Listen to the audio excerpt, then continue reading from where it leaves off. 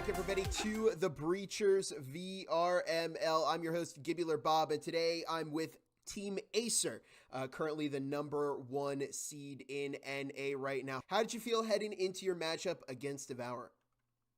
I felt pretty normal. I mean, I've played so many different matches. I played so many BMMs. I know the players I'm playing against. I wasn't worried at all. I mean, I knew we were going to 7-0 from the start, so I was like, Yeah, no sure. biggie. What do you mean, sure? Crying about your aim beforehand, but it's okay. Fucking bitch, I'm honest. A little nervous that they might like pull something out of their sleeves, I guess. Kind of like the same as everybody else. I kind of just felt like it was going to be a 14-0, and you know, if we lost a round, then we're just. Yeah, I mean, I kind of figured we were gonna win. The real question was by how much. There are ways to get easily punished in pistol rounds, and if you're easily punishing them, then it's kind of. Is there anything you feel that you need to improve upon heading into this weekend, or do you feel kind of like you have everything good to go? Do you have any kind of plans heading into the weekend, or are you gonna scrim anybody this week to prepare for? Or are you just gonna kind of go in and play? We're trying to get scrims as Yeah. much as we can. Okay. No one wants to scrim us anymore. Yeah. I mean, because most of the the time we only scrim the top teams, and obviously they're in the bracket right now, so they're not gonna scrim someone who they could fight finals or the next match. Awesome. Okay, and then in the the quarterfinals, which is what we just had, or I guess going into this weekend, who do you feel is the biggest competition? Who do you think would put up more of a fight to you? Probably would be Eternity. I'm thinking Wicked's probably. Thinking if Wicked can pull it through, then I think they're gonna be pretty challenging when we play them. If we play them, if they beat F3, no one knows. I don't know. Wicked usually does better than F3 against us, but I wouldn't call them either of them like. How do you feel about the upsets with A3 and Infinity? Oh, that was incredible. I mean, I thought for sure it was going to be your team and Aspect heading into the finals, but it was surprising. I mean, watching Formula 3 taking out Aspect, and then Wicked took out Infinity. I mean, on that note, were any of you predicting that, or? I was kind of expecting Wicked to beat Infinity, but I was Really not expecting F3 to beat Aspect. Awesome, cool. I was hoping that F3 won, but it was kind of back and forth through the match. I was like, I want Aspect to win, I want F3 to win. I feel like we all wanted F3 and Wicked to pull through, but none of us really expected it. Oh yeah, definitely. Okay, cool. Yeah. Awesome. All right, well, once again, that is going to do it for us from the VRML. Oh, shit. Again, we do thank Acer for joining us this evening. Determined, Tech 9, Hotline, Plunge, Swift, and Red. Thank you all. Good luck in the finals. I'm Gibular Bob, and we'll see you all in the next interview. Welcome, everybody, to the VRML. If you are tuning in here, then we are into the semifinals, or just about to get into the semifinals, and we appreciate everybody stopping by, hanging out, and enjoying the action. I am joined today by Team Eternity, the full squad, the full roster. We've got them all here on cam, hanging out and getting ready for the semifinals matchup. It's technically Tuesday, if you really want to know, so they still have some practice left ahead of them. We'll be asking them a couple of questions, but I want to start with introductions. First, we'll start with you, Fly. How are you feeling today? I mean, pretty good. I like the outcome of the last game. I'm hoping we can keep that up going into Acer, even though it's going to be, I think, significantly more challenging. All right. Juice, how are you doing? Piggyback off what Fly said. I'm feeling pretty good. Anxious, ready to see what Saturday comes and what it brings, and hopefully we can stay strong and bring another W. Linebaker, how are you doing today? All right, feeling all right. Going to be starting to get in some BMMs later after this. Yeah, absolutely. Penny Packer leading the squad through some practices today, tomorrow, this week. How you doing? Yeah, doing good. Definitely got our schedule all filled up and excited for this weekend. Love to hear it. Proxy, how about you? Feeling really confident. Past few days. Pretty confident. Yeah, I imagine so. coming off of a solid win. Ace, last but not least, how are you doing today? I'm doing good. I'm grinding. I'm ready. Playing lots of ranked. Yeah, awesome. Well, I want to ask you guys a couple of questions about the matchup that you had just the other day, just a few days ago. While it's fresh in your mind still, and we'll start with you, Juice. How were you feeling at the start of that day, just before going into your matchup? What was sort of your mindset like? Yeah, no, so I was confident all day. Typically, I would feel a little nervous, because you don't know what to expect. And of course, you have Penny doing the VOD watching and the studying for us and letting us know what to expect, what we need to do. So right when we're about to start the game or getting the lobby up and everything, I was confident, a little nervous, but at the same time, I didn't know what to expect. So I was like, we got this. A couple of us were pretty nervous. I was like, no worries. And then when the game progressed inside the game, I was like, all right, we gotta lock in. There's a lot of things happening right now. A couple things folded, but we held on, we held strong. But yeah, before the match, I was confident. Okay, interesting. Fly, how are you feeling that practicing, warming up, getting ready for the start of that series? I felt pretty good, especially with the day of. The day of felt really good. Like a little bit before, I wasn't so great, and then after warming up for like half an hour, I felt really good. Okay, interesting. Penny, there was some challenging moments in the series itself when it came time for you guys to execute and win the matches you needed to win. What was maybe the most challenging part of your matchup last weekend?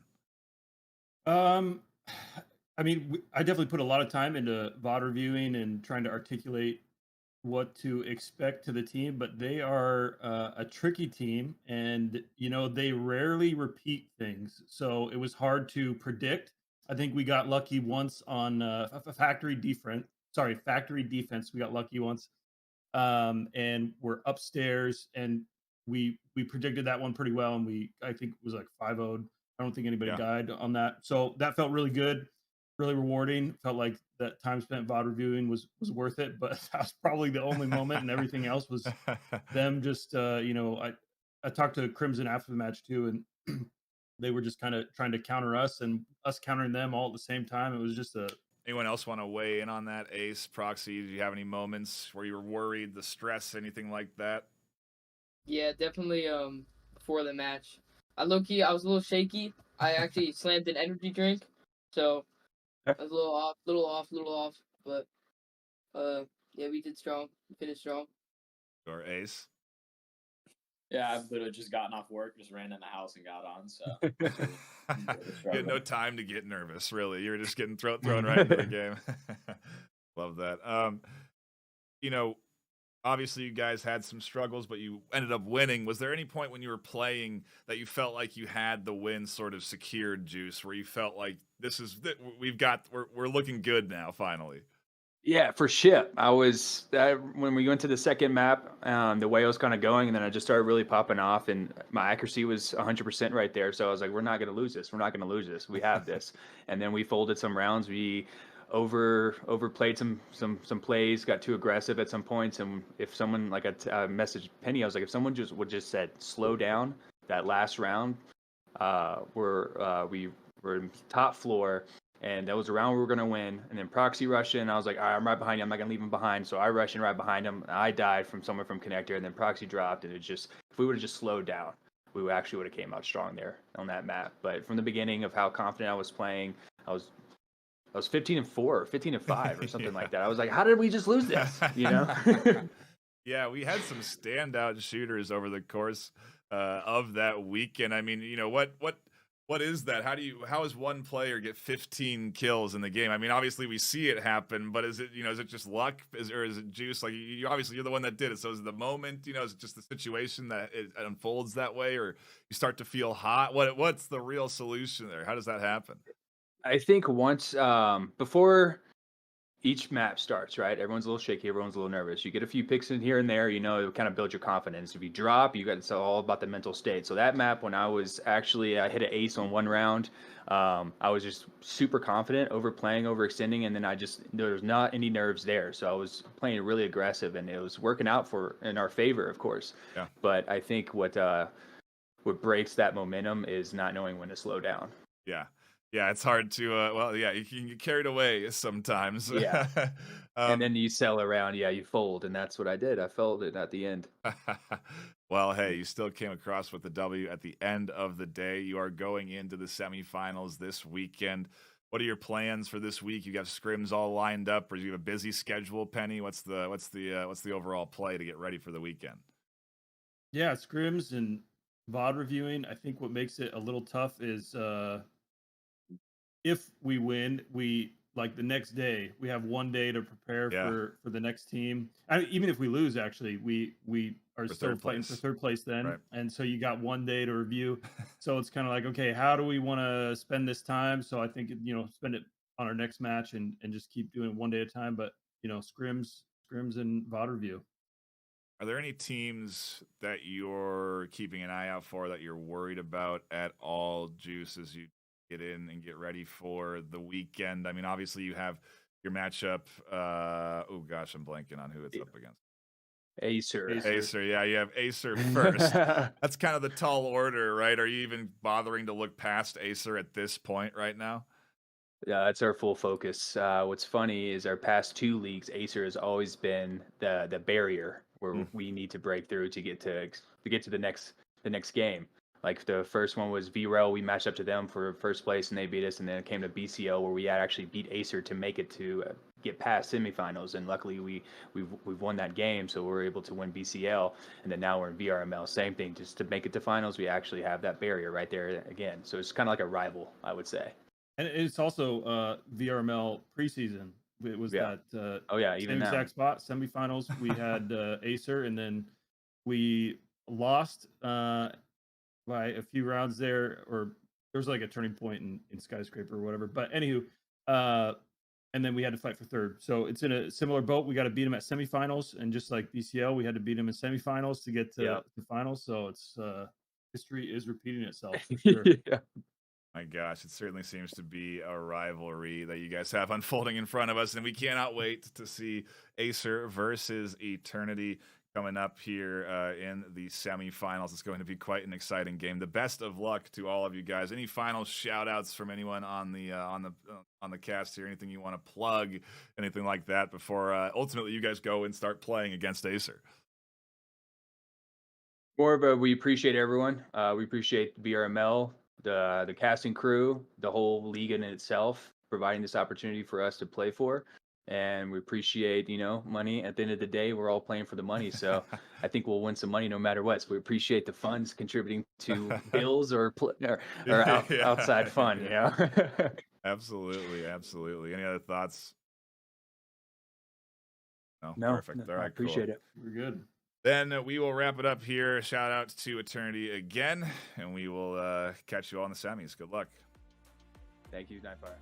Welcome, everybody, to the Breachers VRML North American Season 1 semifinals. My name is Nightfire with 2 E's. I'm joined by a host of casters, a desk filled with excellent casters this afternoon, Filibust and Gibular Bob. I'll start with you, Gib, instead of you, Phil. Don't jump the gun. Gib, how are you doing this afternoon?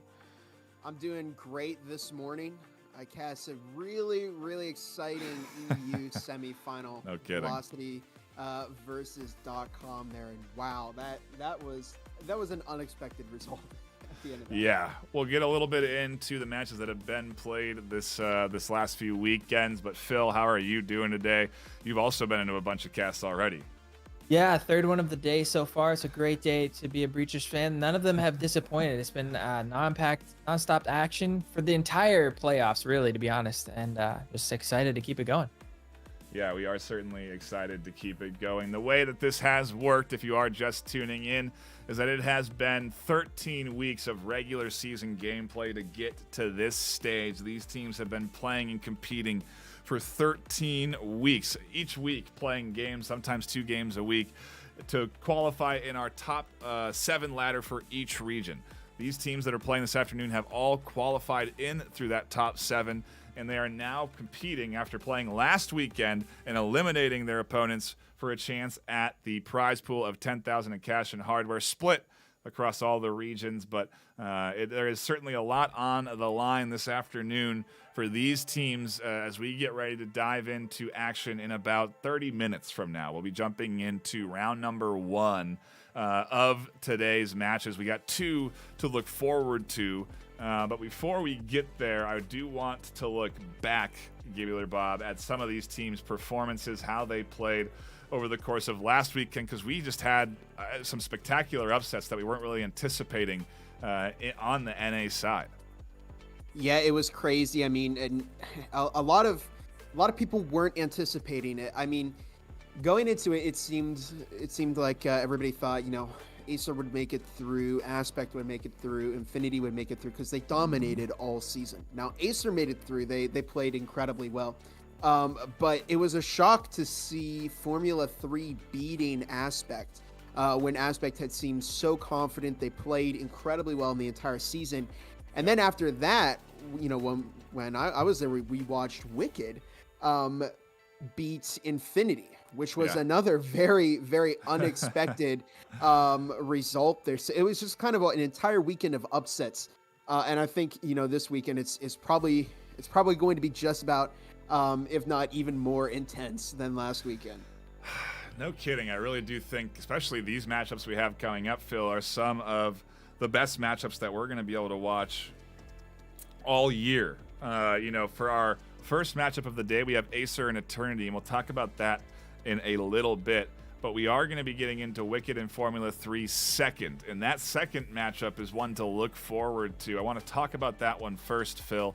Wicked versus Formula 3. Tell me, how are you feeling about this matchup? I mean, again, it was supposed to be Infinity here, and it was supposed to be Aspect. You know, it really Wicked and F3 are surprise entries, the underdogs, quote unquote, of the weekend this weekend. You know, and so how do you see that matchup shaking up? Yeah, I mean, I was talking up the F3 game a little bit before they actually pulled the upset off onto Aspect, you know, and I mean it, you know, when they picked up Ondog, it was already a strong roster. With the addition of Ondog, it was poised to step up a notch, and it took some time, you know. I think people got the wrong impression because they were, you know, right after he joined, it kind of shook the dynamic up, and it took a while for them to settle in, and now they're just reaching new levels that F3 has never been to before. So they pulled off the amazing upset against Aspect, which, you know, I was just as shocked, but I mean, I wasn't as shocked, you know. They're an underdog story, but then Wicked did the same thing. They're the underdog story that came up and beat Infinity. So it's kind of battle of the underdogs here to see which underdog story is going to make it all the way to the grand finals tomorrow, and I'm just excited to see it. And we say underdogs, but the reality is these are the best teams in the region. And when you look at the top 7 in the North American region, it's packed with high-tier, high-quality teams, Bob. And I mean, you talk about a squad like, Aspect, again, a team we really thought was going to be here this afternoon. And, you know, it's why the postseason is so exciting, because you see teams like that perform so consistently over the course of a regular season, week to week, and then you get to this moment when the pressure is on and it's all on the line, that sometimes the unexpected happens. And I mean, you know, how do you think these players are going to be dealing with some of this pressure they're going to be feeling this afternoon? Because there is a good bit of cash and hardware that they're competing for at the end of the day. Yeah, you know, I was talking to Phil and Fallen this morning. They kind of had both the same, answer. You know, you got to try and manage this stress in the best way. You know, if you're too excited, try and calm yourself down. You know, if you're, you know, you can pump yourself up too at the end of it. Yep. So I mean, it's all about approaching the upcoming matches with the right mindset. And you've got to. I mean, we've seen these teams, Wicked, Formula 3. Yes, they're the underdogs, but if you're actually paying attention to their match history, they've improved their teams. They brought on some more players, and they've been working so hard the entire season. And you see that. I mean, they've started to win more of these matches as we get closer and closer to this postseason. So, I mean, you know, when you put in that kind of hard work, I think it's definitely an expected result to reap some of those rewards in the upcoming postseason. That's a good point too. On the F3 side, they have had some roster shakeups. I remember one of their interviews almost towards the end of the season. They said we're finally bouncing back, and so yeah, they're definitely a team that I guess, Phil, the question is how far will they bounce back? Because if F3 can come out on top, they will be going up against the winner of our first matchup this afternoon, which is Acer versus Eternity. And you talk about having the right focus, having the right mindset. I feel like Eternity is maybe the best team to go up against Acer with that mindset. Yeah, this match is another match to be excited about. Acer, I was talking to an Acer member who will go unnamed here, and he actually thinks this is a turning point for them. This is no walk in the park. Eternity knows Acer's strats. They've got experience playing against each other. So, Acer's gonna bring not to spoil anything, but they've got a bag of tricks they're trying to develop specifically for this matchup to throw some surprises at Eternity, and they seem to think that Eternity has the ability to step up and challenge them, and I agree. Eternity's got so many great players. They're picking up Fly, another great shooter that they picked up recently. There's just a lot of firepower on both sides of this matchup, so it should be a spectacle. Yeah, it is going to be a stellar battle this afternoon. It does feel like, Bob, it's the battle of organized, or not organized, just chaos to some degree with the Acer squad, and then that organized focus with Eternity. It really is going to be an interesting dynamic in terms of how these two teams approach things. I think that's one thing that if you're a viewer, maybe new to Breachers at all, or trying to learn the game of Breachers, you can really get two almost completely different styles of how to play the game coming out of this afternoon, I think. 100%. Yeah, Eternity, like you said, very, very organized, very focused team. And that, that really lends to some results if you take a look at the way that they play. Although you've got Acer, they are like a chaotic team full of really, really good shooters. So it's always important. It's important when you're going up against Acer to not be kind of caught in that overwhelming feeling that they, push on a team, because it can feel like, as somebody who's gone against Acer before in like a mixed scrim at one point, it's like an overwhelming presence. They're kind of on all sides, and they hit you in the head immediately. If you can break that mentality, then that you might be able to put some serious damage in against Acer. But it's a difficult thing to do. They are the number 1 seed in NA for a reason. They're very, very good at the game, and it certainly won't be an easy battle for either team.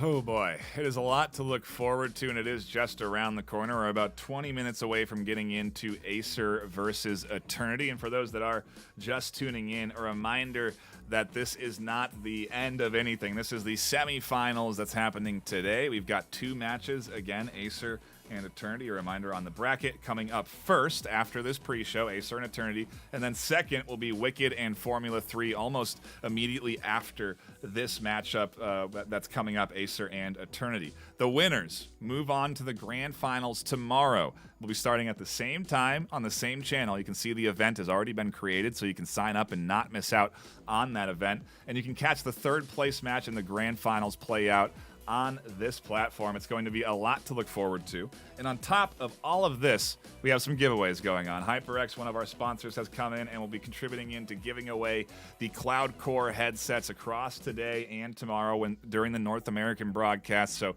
do be sure to keep your eyes out for when those giveaways start in chat, and you can get your hands on a free pair of headphones. We really do appreciate all of our sponsors who come together to support the VRML. There is a wide range of them because at the end of the day, it is a large prize pool, and so we do appreciate all of their support. Those sponsors include, of course, Protube, one of our favorite sponsors and long-term sponsors. They've got that Protube stock that helps stabilize your aim in game. Phil's got his as well. We love to show them off when we can with the magnetic tubes that snap onto the bottom of the stock, goes to your shoulder and helps you aim better. And in almost all of your VR shooters, some people swear for it, some swear against it, but I am a stock enjoyer, and we do appreciate Protube coming in and supporting the VRML. Again, our longest sponsor. And you can get a discount by using code ILOVEVRML at checkout for 10% off. You can also get a discount with HyperX, our second longest sponsor, alongside Protube. You can use code HXVRML23 at checkout to get 15% off any purchase in North America. So please do use that. They also obviously support the casting team. Gibular Bob will soon be equipped in HyperX gear, hopefully for Season 2. And so we really do appreciate the HyperX support across the board for everything from prize pool for our NA champions down to our production team.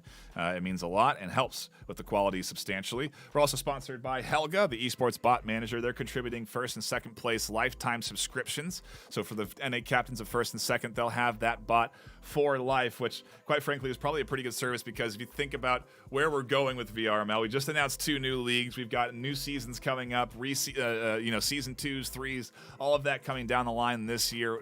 We're not going anywhere. VRML continues to grow, and so you're going to continue to need to schedule matches, and to have that help is going to definitely make things a lot easier using Helga, the esports bot manager. So do go check that out, and we do appreciate their support in the prize pool. Also, we're sponsored by VRCOVER. They offer fantastic comfort options for any of your VR devices, from cushions to face masks to gaskets. Please do go check them out. And last but not least, sponsored by, of course, Triangle Factory. The in-game gun skins that you'll be seeing in stream here are purchasable on the store for 150 credits, I think. But also, there's an exclusive skin that'll be rewarded to the top 8 teams soon, TM.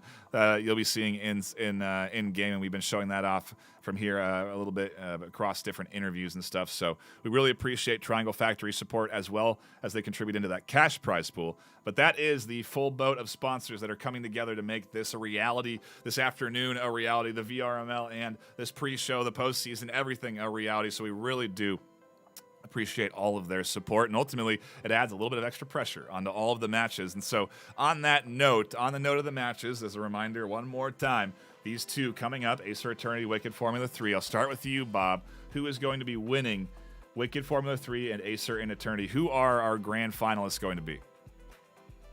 Ooh, it's a tough question. I'm going to go with Acer. Acer beats Eternity. I just think that they've dominated all season.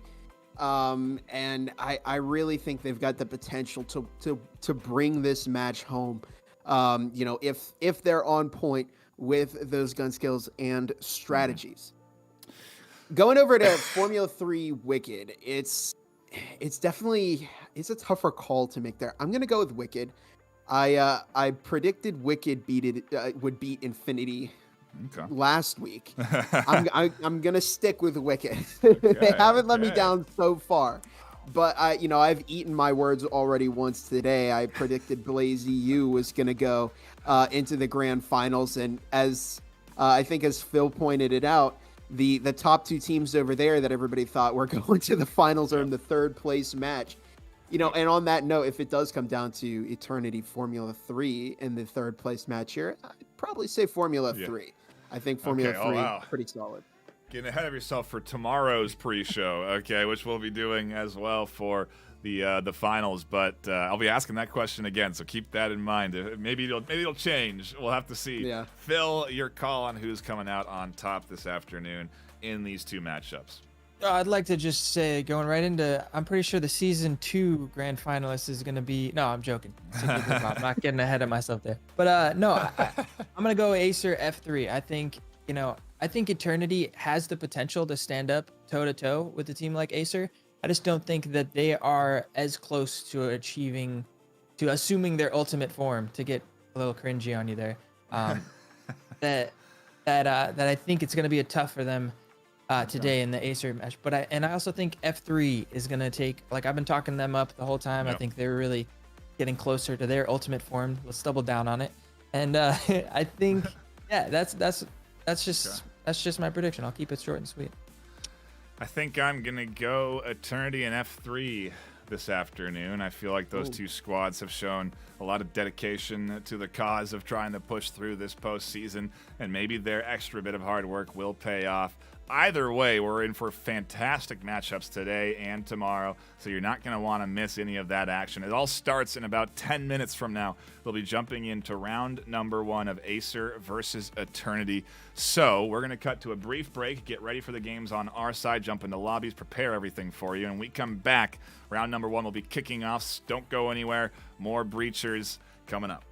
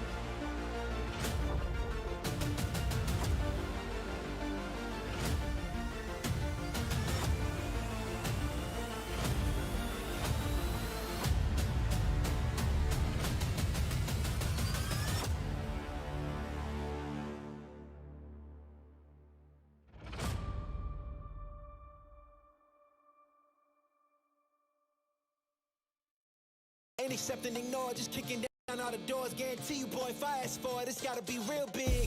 I gotta make it just for my kids, and for their kids, it's kids. That's wealth years and years. Promise my brother soon as he out and finished his bid, we finna do it bigger than anybody ever did. The odds is real big, jobs that's real big. Satan trying a little, my God is real big. Stayed up on the grind on the cars is real big. I gotta do it big, the only way that I can live.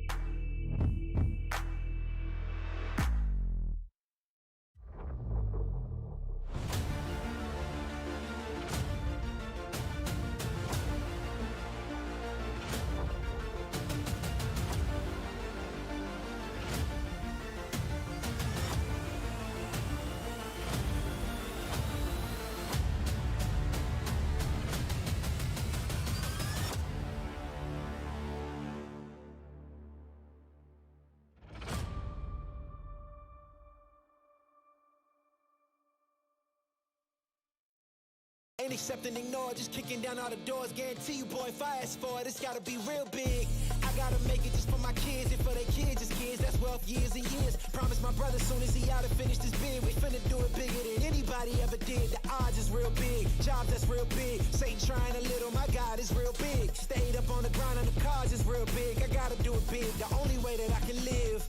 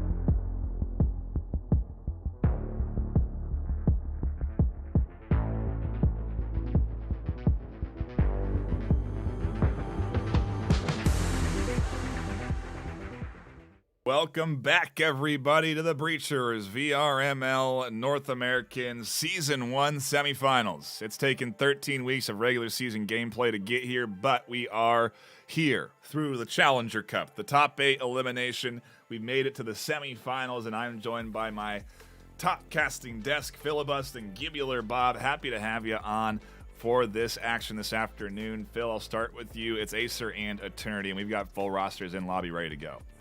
Yeah, hype is at an all-time high right now. Ready to see. I mean, there's so many heavy hitters on both sides of this matchup. It is going to be a fireworks show.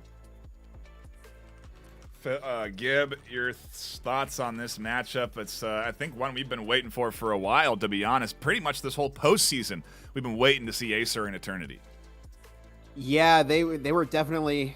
This was definitely the the top match at the beginning of the season. Eternity was just kind of dominating everything, and it looked like it was going to come down to Eternity and Acer. Eternity. This slowed down a little bit, but they're back. They're on the up and up, and I think it's going to be very entertaining. Yeah, again, we were really anticipating Aspect, who had been doing fantastic at the end of the season, to come out here and be the challenger for Acer in the semifinals. Instead, it's Eternity, who have been playing great.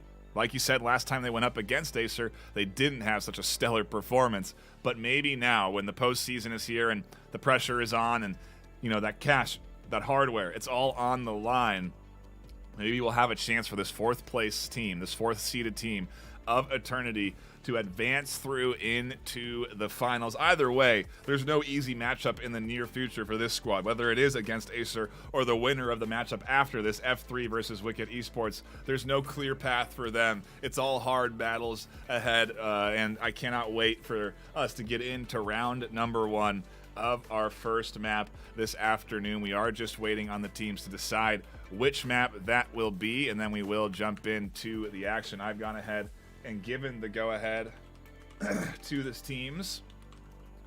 So we should be ready to jump in. And a reminder that we have started the giveaway, or that it is at least going to be going live soon. I know we're on a bit of a delay, so I may be a couple of minutes off. I do apologize, but keep your eyes on the YouTube chat for what you should be typing in. You're only going to want to enter it in once. There it is. It has started. Use exclamation point VRML to enter into the raffle. Only enter it in once. That'll submit you in for a chance to qualify and receive your free Cloud Core headset. We'll be telling everybody about this all day, so it's not going to be a secret. You're not going to be able to sneak away with entries into this one and come out without competing against a lot of hype folk for the matchup here this afternoon. We're really happy again that HyperX can contribute in to that giveaway and support us. So we do appreciate them and their support. I have given the teams again the notification. I'm getting info back that we are banning Factory coming in from the Eternity side. So Factory has been banned. Map 1 looks to be Ship, which is where we're headed. I don't see that one coming. I don't know if you guys did. Your thoughts on our first map going to Ship before we get jumping into the action? Yeah, I think that if Eternity banned Factory, they're definitely not going to ban Ship. It's one of Fly's favorite maps, and I think Acer chose defense first, and this was Eternity's map pick to start things off on Ship, and they want to get off to a good start and take map 1. That'd be a really good start for them into the series, because against a powerhouse like Acer, anything you can get out of the gate is good. Once they get started, their momentum is nearly unstoppable. So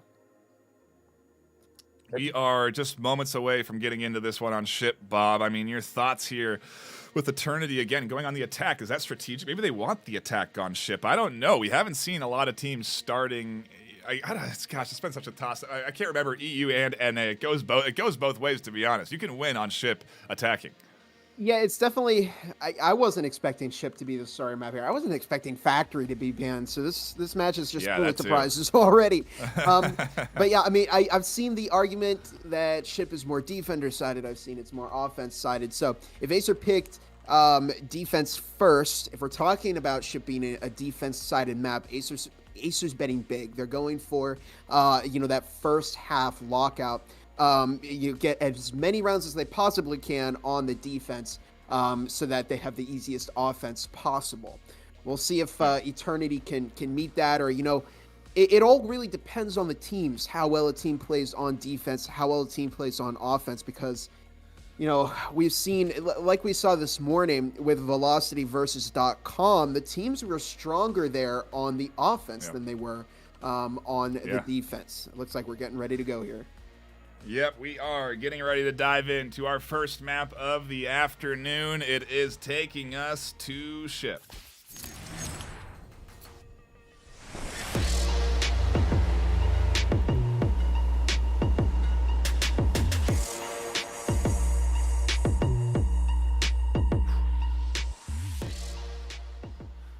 Start taking deep breaths, everybody.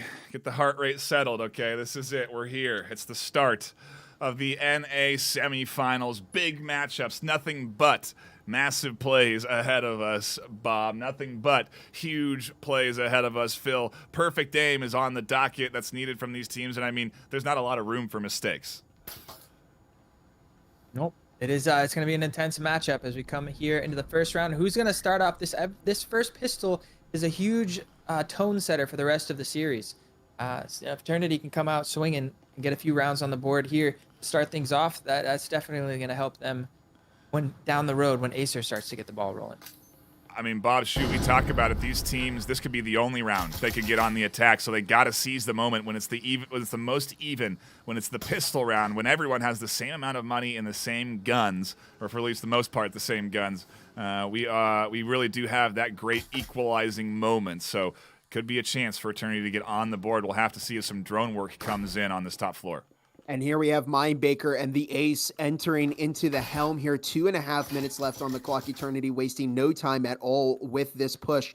They already sent a drone in, but Determined Fear Epic Gamer will find that drone. We see Red downstairs as Proxy getting that breaching foam on the communications wall, and Eternity attacking this very methodically. They purchased a lot of utility here. There's one, there's two. It's a two-prong, but Hotline finding a kill on bomb defusal. Here comes the flash as Pennypacker tossing a frag in over to the connector. That might catch Hotline. Ooh, very close to Hotline, but it pushed Hotline into Mindbaker, who finds that kill. But here's Red on the flank. Did pick up one, a second. Epic Gamer finding Pennypacker. Proxy will take out Red, dropping a second. And it's now just a 1 versus 2, but Swift will find that kill, intercepting Proxy, giving round 1 to Acer. Ooh, the heart's racing, Phil. We're here. We're into the action. I gotta reset the scores because if you were here for earlier, that was the EU score line. And round 1 puts the first point on the board to Acer's side. A reminder: a giveaway is going right now. Use exclamation point VRML in chat. Only enter it once, and you'll get entered in for a chance at a Cloud Core headset. We're off to the races, Phil. Yeah, what a crazy round to start things off. I mean, things actually looked good for Eternity for a second. They got an opening pick onto Hotline there with a nice, off the back of a nice nade, forcing him out of his spot. But Red with the backstab, finding a free kill. And then as the trade came in, he actually managed to snap a second off. And then the coordination from Acer was great because you had, you had, who was it, Epic Gamer swinging around the corner and pinching with Red on one of the last players. I think it was Proxy, just stuck between a rock and a hard place. So if Acer keep playing like this, Eternity is in for a rough match. I mean, so close, Gib. They really did get just on the cusp of taking that one if things had gone just a little bit a different way. But that flank, I think, was the vital element in particular coming up from that stairs. And so we'll see how many more flanks we get this afternoon. I imagine it'll be a key factor in deciding these rounds, especially on a map like Ship. We have Skyscraper coming up after this, too. I mean, there's nothing but, in all honesty, the roaming opportunity. That's what's really going to be the big factor this afternoon with these teams. 100%. Yeah, so it's really going to come down to how well the defense is playing. And Acer is off to a very, very good start. We see some breaching foam being tossed over there to bomb defusal. Mindbaker will grab that. Sights downstairs are going to be Workshop and the Pump. It looks like Eternity getting ready to attack the exterior wall, heading into Pump right here. Hotline just waiting in there, notices that breach, has a frag grenade prepped, and is just waiting for the opportunity to toss that out. Ooh, finding a lot of damage onto Pennypacker, who responds with some smokes. Bomb defusal over in Pump right now, walking right into Hotline, who drops 3 kills immediately. a massive triple to open things up. The rifle absolutely coming in clutch. They'll find the fourth, almost the full ace. Acer's here to play, and Hotline says, hey, I want to get this W. I'm going to get the rifle in my hands. I'll get aggressive in through the smokes. I'll catch a massive triple kill. We gotta play that one back again. That was huge, pushing through the smoke to scoop up all the headshots, Phil. That is just a true skill under pressure. Yeah, I mean, this is Hotline at his finest. He's definitely the guy. If you're gonna have hero buy one rifle, that's whose hands you want it to be in for that exact reason. I mean, not really much to say about that round. Acer completely flawless, not dropping a single member, really setting the pace. Tough. I mean, this is gonna be rough. This is one of Eternity's best maps. They're really hoping to take this, but if they can't get anything rolling on the offense, that's gonna put a lot of pressure onto their defense. I really think they're going to have to be able to shake off losses like that regularly here, Bob, because you can. They have economy here. They've got rifles. They've got utility. They took that as an eco round, so they should have lost it in their minds already. So they should be able to bounce in focused here going into round 3. 100%. And look, I mean, they're able to afford 4 Vezins here. They got the util that they need. We're starting off on the round. They're trying to match Acer with the Force, with that same kind of level of aggression that Acer plays at right now. We'll see if it can work out. It hasn't worked out for them 2 rounds here, but there's still a lot of time left in the first half. So plenty of time left in the game for something to happen. Here we have entry into the helm by the Ace and Mindbaker Pennypacker with that drone. They're trying to breach communications here. Epic Gamer up on that terminal right there. 2.5 minutes left on the clock. Here comes Red, heading towards the green stairs, same place as before, where they caught that beautiful, beautiful flank. We see another drone from Eternity just scouting out the long hallway. They're looking for Acer, but all of the Acer players currently between A and B, except for Red, who's downstairs on that roam. Here comes the first breach on that wall. It looks like it's going to be another 2-prong on that upstairs communication site. They defended against it just fine the last time, and that was with pistols in hand. Now everyone's got rifles, so I guess just fine is up in the air. They had 2 left alive, so if anything, it was the best push from Eternity. Yeah, it makes sense to go back to that same position, try and make it more effective with utility and rifles in hand. And we do see smoke coming in, double smokes, just like they did last round. Denying vision from Epic Gamer and the rest of this defense is the ideal situation. Epic Gamer has to then push out of the smoke to challenge Penny, and they have no fear of pushing out of the smoke. Proxy finds one. Bomb defusal flying in to shut down another. Proxy scoops up another through the smoke, and Bomb has to finish planting the bomb, not defusing it. They'll look for more kills, but Plunge says no thank you, and it leaves it all up to Ace alone in a 1v2. Now the EMP has been planted. It's just down to the Ace to clutch this up for Eternity. Still going to be a very, very difficult clutch here. They could have somebody go on the EMP, but Plunge looking to swing out, finds that beautiful headshot there on the Ace. Eternity claiming their 3rd round in a row. And Phil, I mean, it looks like it was a good start there for Eternity. They even had the EMP planted. But break us down, break down that round for us. What do you think went wrong there? With pleasure. I mean, this is just Acer at its absolute finest. This is what makes Acer so hard to deal with for any team, and it's the one thing they do better than anyone else, and that is explosive aggression. And the cue there was exactly when the EMP went down. Like Nightfire said, it didn't matter that there were 2 smokes blocking them from coming. They didn't care if somebody was covering the smoke. They swung out at the same time, double swung, putting a lot of pressure onto that plant. Were able to deny it and slow it down. And eventually, that's really what the shift in the round was. Eternity had the map control they need. They got the EMP plant set up, but they were never able to get a firm grip with numbers and positioning. And it was, I think, a 2v3 clutch at one point for Acer, but they kept the pressure up the whole time.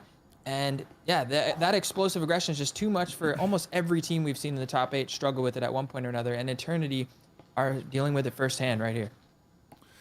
Jeez, it is a hard moment right now for this Eternity squad. Granted, of course, they've been here before. They're a team that can battle back, like the best of them. They can win eco rounds. They have that skill set to find early picks, pick up rifles, and carry through with that hero round. It can happen at any point in these matchups here today across F3 and Wicked as well, and that's the thrill of the postseason. You don't know what's going to happen, even in the moments where everything tells you that Acer have a huge advantage with rifles rifles, utility, and health syringes in hand. They're playing patiently as well and not overextending. I think that would have been maybe the one detriment to them, Bob, is if they were looking for any early picks and getting over aggressive. Yeah, they know the sites and they know how to play them. Again, as Nightfire pointed out, not overextending. We see this, as a big error with a lot of these, top teams. They find a kill and then they just get a little bit too greedy for their own good and end up getting refragged, which is, kind of defeating the whole purpose. But Acer are doing an excellent job. However, the Ace will take out Red. I just saw Epic Gamer finding that kill on Mindbaker. Pennypacker over by the Red hallway right now. That frag might catch Penny. No, Penny was able to escape in just enough time as Eternity looking to pinch Acer, but currently we see Epic Gamer over in bunks right now. May throw a big wrench in Eternity's plans. They only have one Vezin up right now, so things are going to be quite tricky. Epic Gamer finding a kill on Pennypacker as it's a 4 versus 3. Gamer dropping another onto Bomb Defusal, and you gotta love these flicks you're seeing right here. However, Gamer picking up some damage through the wall. Hotline finding Proxy will be refragged by the Ace, and it's just down to the Ace right now.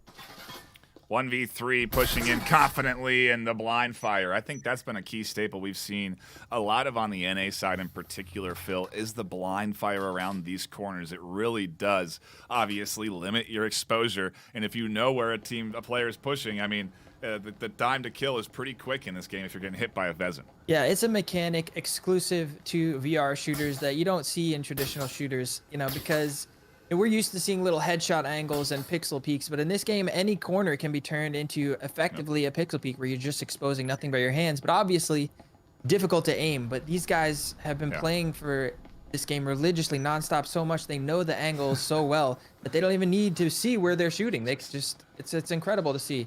And so far, Eternity on a roll, but that was a save round from Eternity. They're gonna have a full buy here.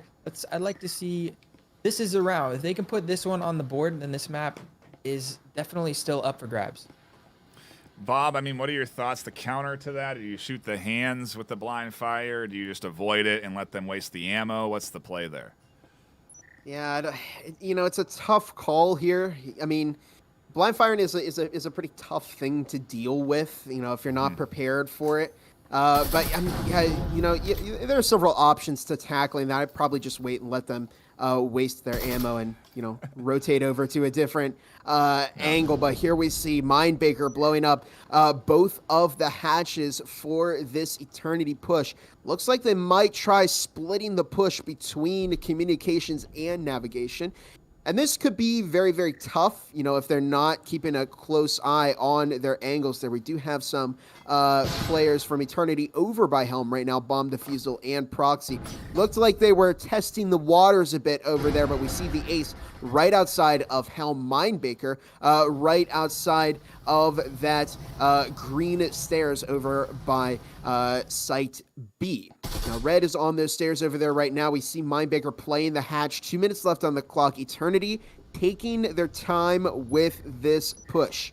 Ace is now moving over into the Helm right now. There's the 2-minute warning on the clock. Proxy looking to exchange some fire with Epic Gamer, who's once again on that terminal, picking up some damage. This is an important round for Eternity. They've got those Vezins, they got the util, but now they need to make it happen. Look at how good Acer is reading the Eternity rotation. The Eternity tried to draw attention to the opposite spawn with all that utility and distraction. And now as they get ready for the breach, you have 3 defenders ready and waiting. Plunge, Epic, and Hotline. Plunge immediately going to retake Epic's position as soon as Epic drops. So it feels like there's 2 here. The trouble is you're lined up for a double. The audio transmitter gives away the push, and they absolutely demolish the push in from Eternity. It's Acer running away with things as they go 5-0 on the defense. This team is so good, Phil, and they are delivering to every expectation so far, going 5-0 on ship. Yeah, we talked a little bit about it in the pre-game show that both of these teams know each other's strats, and it looks like, it may look on the surface to us like Eternity just throwing the same strat at them on that top floor for the 3rd time. Obviously, it wouldn't work, right? But I think it was a bit of a mind games, right? Like, they did it twice. I think they thought... We're going to go a little deep here in the mind games. I think Eternity was predicting that Acer was gonna predict that Eternity was gonna do something different, and they thought they'll never expect us to do it 3 times in a row, right? So, yeah, you know, it didn't work out. I mean, Acer was definitely prepared for that strat after having just seen it twice. Obviously, hindsight being 2020, maybe you should have thrown a curveball at him, but it's tough either way. I mean, such a tough matchup. I mean, Acer's on fire, and you see Hotline popping off. I mean, it's a scary thing to deal with. You don't know where the bomb's going to go. You don't know where the spawns are going to be, so you have to be prepared for everything. And you can only have so many strats for all of these different locations, right? I mean, how many different ways can you attack these objectives? Certainly a couple, but to have all of them top-tier prepared strategies is a tall order. And I sympathize with Pennypacker as the statistician of the Eternity squad and having to try to come up with ways to break through this Acer shell. But maybe now, with full kits, utility, and some drone work, they can find themselves some kills and take a round on the offense. It's vital, Bob, that they get at least one. Yeah, I don't envy Pennypacker having to make the strategies to deal with Acer, but we do see Red currently up in Helm again. Red kind of being that problematic roamer for Eternity. The Ace is looking for Red here, but just unable to find that kill. Looks like Eternity, they've opened up with a push into fire. It looks like they may try going through green engine this time, not attacking that exterior wall. Remember last time they tried that, it didn't work out too well. 2 minutes on the clock, and it looks like Acer kind of know where the push is coming from so far, shooting through that wall over to green engine, not quite catching bomb defusal, but it looks like Eternity spreading out in between both red and green engine. Proxy huge, finding a very, very good kill onto Epic Gamer. One of the top fragging Acer players right now. They've got the foam on the green engine wall heading over into pump, but 1.5 minutes left on the clock. They've got to make a move here very, very soon. We see Proxy getting ready to pop that wall. The exterior's been blown up into Site A. Here comes the push from Eternity. Here it comes indeed. Smokes are out to the night vision. A beautiful nade, almost completely takes out bomb defusal. They'll throw a nade of their own, but it almost ends up hitting their own team. Thankfully gets the wrong bounce. Penny, under all the chaos, is planting, and they get an EMP plant, a vital plant at that. A couple of kills come through, and it leaves Acer down to just 3 on the retake, with Eternity also left with 3 and slices of health on bomb defusal, who's trying to run away and plunge, and this Acer team are ruthless enough to hunt them down and prevent them from healing or retreating. It's now just a trio here on the EMP. Where is the defense holding this thing down from? I do not know. Are they going to vault out? Oh, up top, a great angle down onto the toes. If you could see this angle from my perspective, I mean, it is just crazy. The Ace is able to shoot their feet right there. Wow. What a play from Eternity. They were able to get that EMP. That's going to be such a pesky move there for Acer to deal with. Red goes down to the Ace now. It's just down to Swift. This could be the first round for Eternity, and that could be very, very big. But it looks like Swift gonna try running out potentially over by the red engine. There's no point in saving here for Acer, but it looks like they are going to go into the second half with a 5-1 lead. Oh my goodness, what a play by Eternity there, Phil.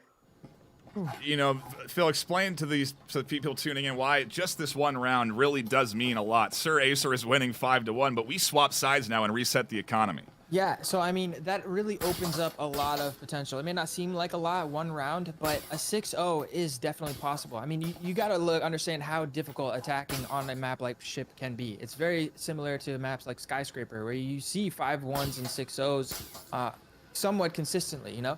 And I think it just blows my mind because Eternity, this is their map pick.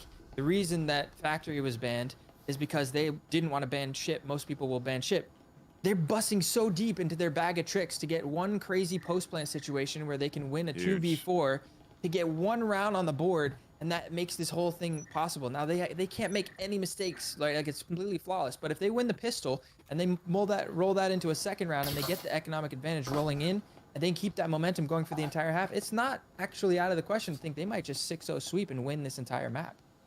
6-0 sweep is a lot. They could at least still tie this map and be able to advance on to a third map guaranteed. That's still on the table as well. Acer need 1 round to make that a reality and 2 to lock in this final map. It's first to 7 that gets you the map win, and in a best of 3, every map win is vital. They will be going into series map after this, whoever the winner is. So a lot of pressure on at this time for this Acer squad, for this Eternity squad, and Acer just flying in. Drone work here coming out, and Ace will trade down. Hotline finds Epic Gamer. Mindbaker still goes down as well, and Epic Gamer flies in a little over aggressive past the rest of the team. Proxy's there to shut it down, and another gets dropped from the Acer squad as we get cold to a 3v2.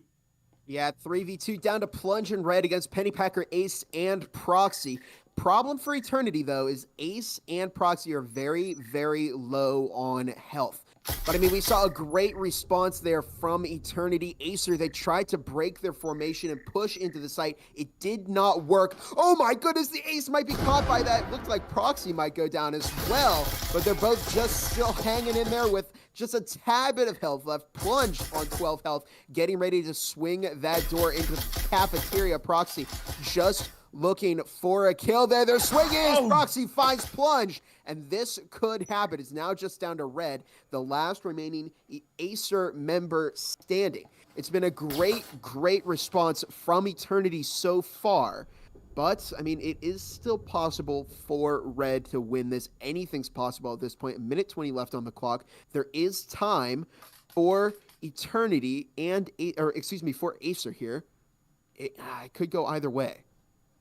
It really could. There is so little health across the Eternity board, but Penny finds the headshots, and they start things off just like they need to. A vital pistol round coming off of a very unique play, Phil. I'm still thinking about that plant on the pole. I don't think I've seen that. I've never seen that defensive angle taken up. They're bringing out brand new plays in the semifinals after 13 weeks of people doing things. We're seeing new stuff getting brought here by the innovative minds of Pennypacker, but we're still seeing Acer challenge every bit of the way, and what a round that was, Phil. Yeah, I mean, it's the first step towards this epic comeback, and I believe Eternity believes that they can do it, but I mean, this round just goes to show you how difficult it's going to be, right? I mean, I think it was a clear distinction between Eternity's map knowledge versus Acer, and Acer's just so good at shooting and playing off of each other and causing chaos that they still were there were 3 people left alive, but they had a total maybe 60 health combined. There were 60 points away from losing that round despite outclassing them as far as map knowledge. So it's going to be a long fight, but if they can hold it together, I mean, 5 rounds to glory, right?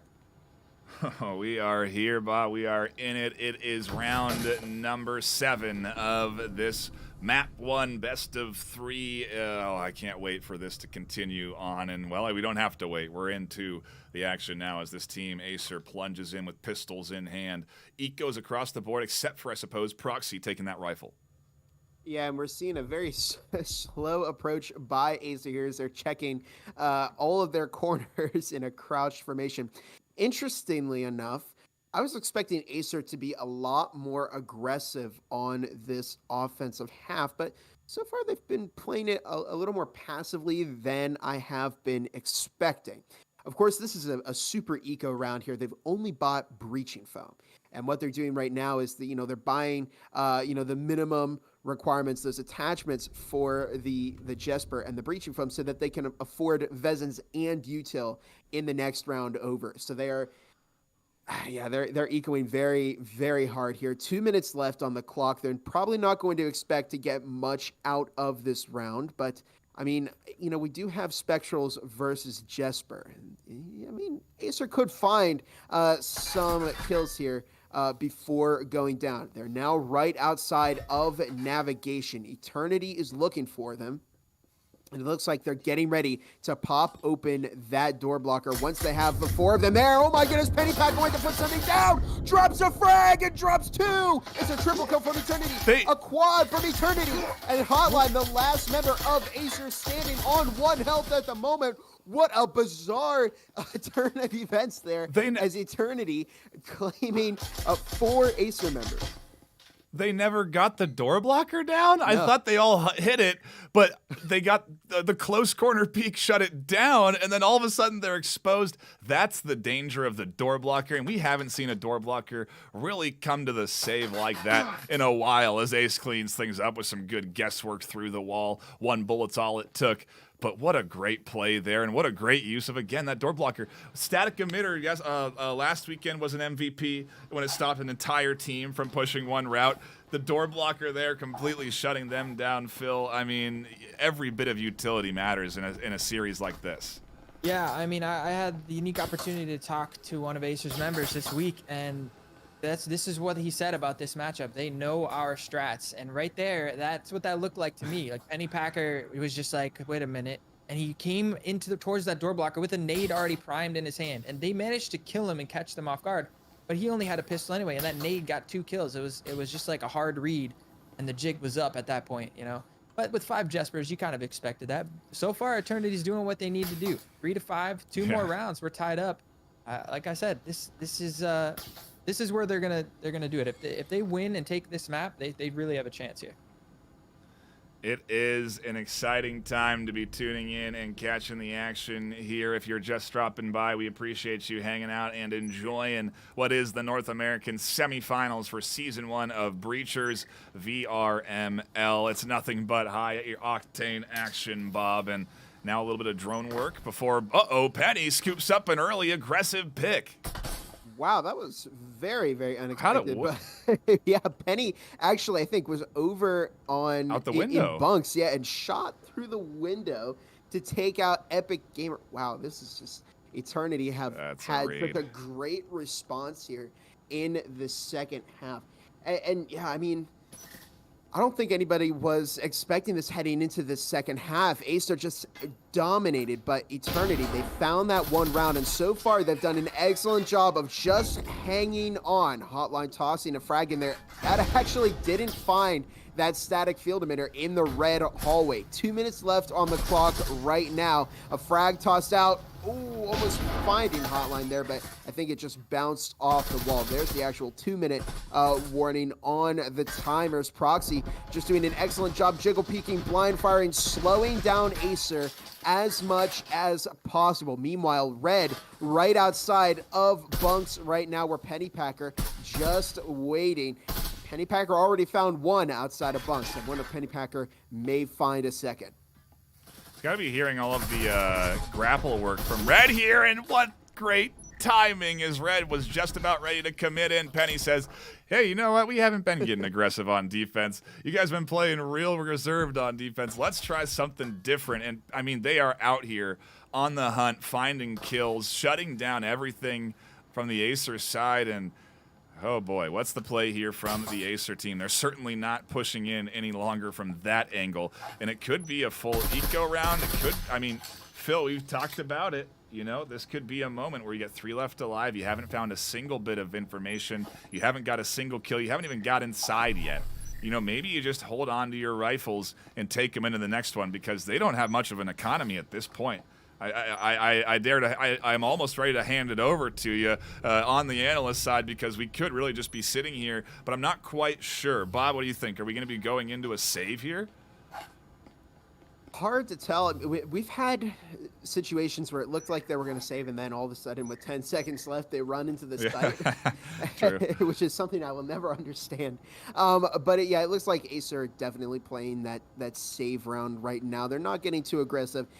I mean, they make good judgment calls here, and I think this is definitely one, you know, just sit back, play for picks. If you don't get anything, you know, you're not going to get anything. 15 seconds left. It looks like Eternity's going to time them out on this round. Wow. And, I mean, to your point, I'm loving the aggression we're seeing from Eternity on the defense, especially Penny Packer, who just kind of completely denied access to bunks. Phil, we're seeing a 3-player save. This is the first time I've ever seen this. I have never seen a 3-player save. It's taken me 13 weeks, a preseason, and now we're here. And we theorized about it just last weekend. We theorized about it in pre-shows. They execute on it, and I think it's the right call. I mean, how else do you push into that? You don't really have anything to go off of. This is a day for celebration. I mean, it just goes to prove that Acer is clearly pushing the meta up to a level that, you know, we've seen in other esports. I've seen in games like Counter-Strike, Valorant, where these top-tier professional teams have reached these levels. and have the wherewithal. And it seems like Acer just instinctively knew right there that that was the best way for them to go about that. It's really stoked to see them coming in. I mean, that having been said, Eternity is winning and doing what they need to do, and yet we're over here talking about how amazed we are for Acer just for saving 3 guns. It's just, this is like a battle of the Titans right here. I couldn't. This is Breachers at its finest. You're absolutely right. It really is. It's fun to see, and I think it's surprising to see, Bob, especially coming from the team of Acer. You'd expect Eternity to do a triple eco, you know, on a play like that, but out of a squad like this that loves to challenge and take that challenge, it's interesting to see them now with the pressure on with this, you know, high-tier team. I have to cut off the thought there as Bomb Defusal almost ran into Epic Gamer, who swung in pretty quick to this top floor. And here comes the drone looking through fire at the moment. 2.5 minutes on the clock. We see Mindbaker over in Red Engine right now, exchanging some fire with Red, who's now on about half health. They're both around the same health level right now. As we see Acer rotating over to that exterior wall right off of Pump. They're just kind of assessing their options right now. They didn't find, you know, a good footing into their push in the last round. So it looks like they're slowing down their approach, and they're waiting for the right opportunity to move in. We see Plunge, Swift, Red now moving into fire. 2 minutes on the clock. There is it's a double trip mine on that wall. Plunge with some very, very nice movement will bait out those trip mines. Something that, you know, I only ever see, you know, those pros do. They're able to bait out those trip mines without taking any damage whatsoever. Very, very impressive as we see Red Swift over by Red Engine right now. There's the flashbang. So going in, clearing out the room. Haven't found anybody. Eternity are playing very, very close to the sites. They don't have anybody roaming right now, looking for some damage through the walls as we see Epic Gamer on the flank. What a change in strategy, and it's definitely playing mind games with Acer because they're using a lot of utility to get to this point. They still have plenty left, mind you, I think, with maybe only 1 frag at this stage. They've used flashes and nades to get up to this entry point here, and now they're finally getting ready to breach their way through, and they're hitting it from all sides. Plunge hitting it from the out, catches Pennypacker, Hotline swinging in from A site, and on the back end of A, you've got Epic Gamer threatening Proxy, who can't get too comfortable holding things down on A, as Epic is ready to swing and apply pressure onto Proxy. There's battles inside of Red Room. There's battles everywhere across the board because Acer is trying to divide the attention of Eternity. And it's succeeding as Epic Gamer makes their way into Pump right now. They could catch Proxy and the Ace and potentially Mindbaker if they're not paying attention. Half a minute left on the clock as Gamer goes to swing. A Proxy defending their teammate right there. Here comes a frag in as Proxy. Oh, excuse me. Nobody found a kill there. Hotline moving in onto that static field emitter will go down to Mindbaker, who gets refragged by a Red. Proxy taking a Red. Swift finds the Ace. Bomb Defusal refragging Swift, and it's now a 1 versus 2, just down to Plunge right now. Does have the Vism finding 1 on to Proxy. If they win this round, excuse me, Acer are going to be on match point for this first map. This could be all they need. Plunge getting that EMP poison. Oh my goodness, time expired! So we weren't paying attention. Phil, did you see the clock? I was like, he's just shy. As soon as he put it on the wall, I'm like, he's like less than a second away from planting that EMP. So close. I mean, this is what I'm talking about. But you got to look at a round like that. That's why saving those 3 Vezins was such a big deal, because they were able to get a forced buy, put in that much pressure, almost win the round. If Plunge gets that plant, I mean, him in a 1v1, it's just a scary situation. I wouldn't want to be the one that Eternity is banking on to come through with that. But Eternity did it. They've got to this point. They're tied 5-5 on defense on ship. Like I said, it is very likely that they can complete the 6-round sweep and take this map. And that is their best chance in this series, because we've seen what happens if Acer gets a little bit of momentum under their belt and they can loosen up and relax a little bit. They become an unstoppable juggernaut. So if Eternity can put them on the back foot from the beginning of the set, it really gives them a solid chance to give us yet another upset here in the semifinal stage of the playoffs bracket. We are here into the thick of it, and a lot of folks wondering why we're so excited for Acer to be losing. It's simply because of the matchup. If you look at the match history while these teams set up, you'll see Acer is number 1. Aspect is number 2. Eternity are number 4, and they have eliminated so far Aspect out of this tournament with last weekend's matchup. They're now challenging number 1, and so far it's dang close. 5-5 doesn't mean that they've gotten anything locked in yet, Bob, as the push comes through from Acer, and they're getting ready to enter into A site. By no means, and if anything, you know, if there's anything to gain from last round, it means that Acer is definitely getting closer to picking up that round that they need over Eternity. But this is a big round. Whoever wins this is going to get into that match point range, and then they could push for victory. We see a frag grenade being tossed by Acer. Here comes the second one. It might catch Proxy. Ooh, it tags Proxy a little bit, but it looks like Acer, are they getting ready to two-prong? We see, yeah, there's breaching foam on one communication wall. 2 minutes left on the clock.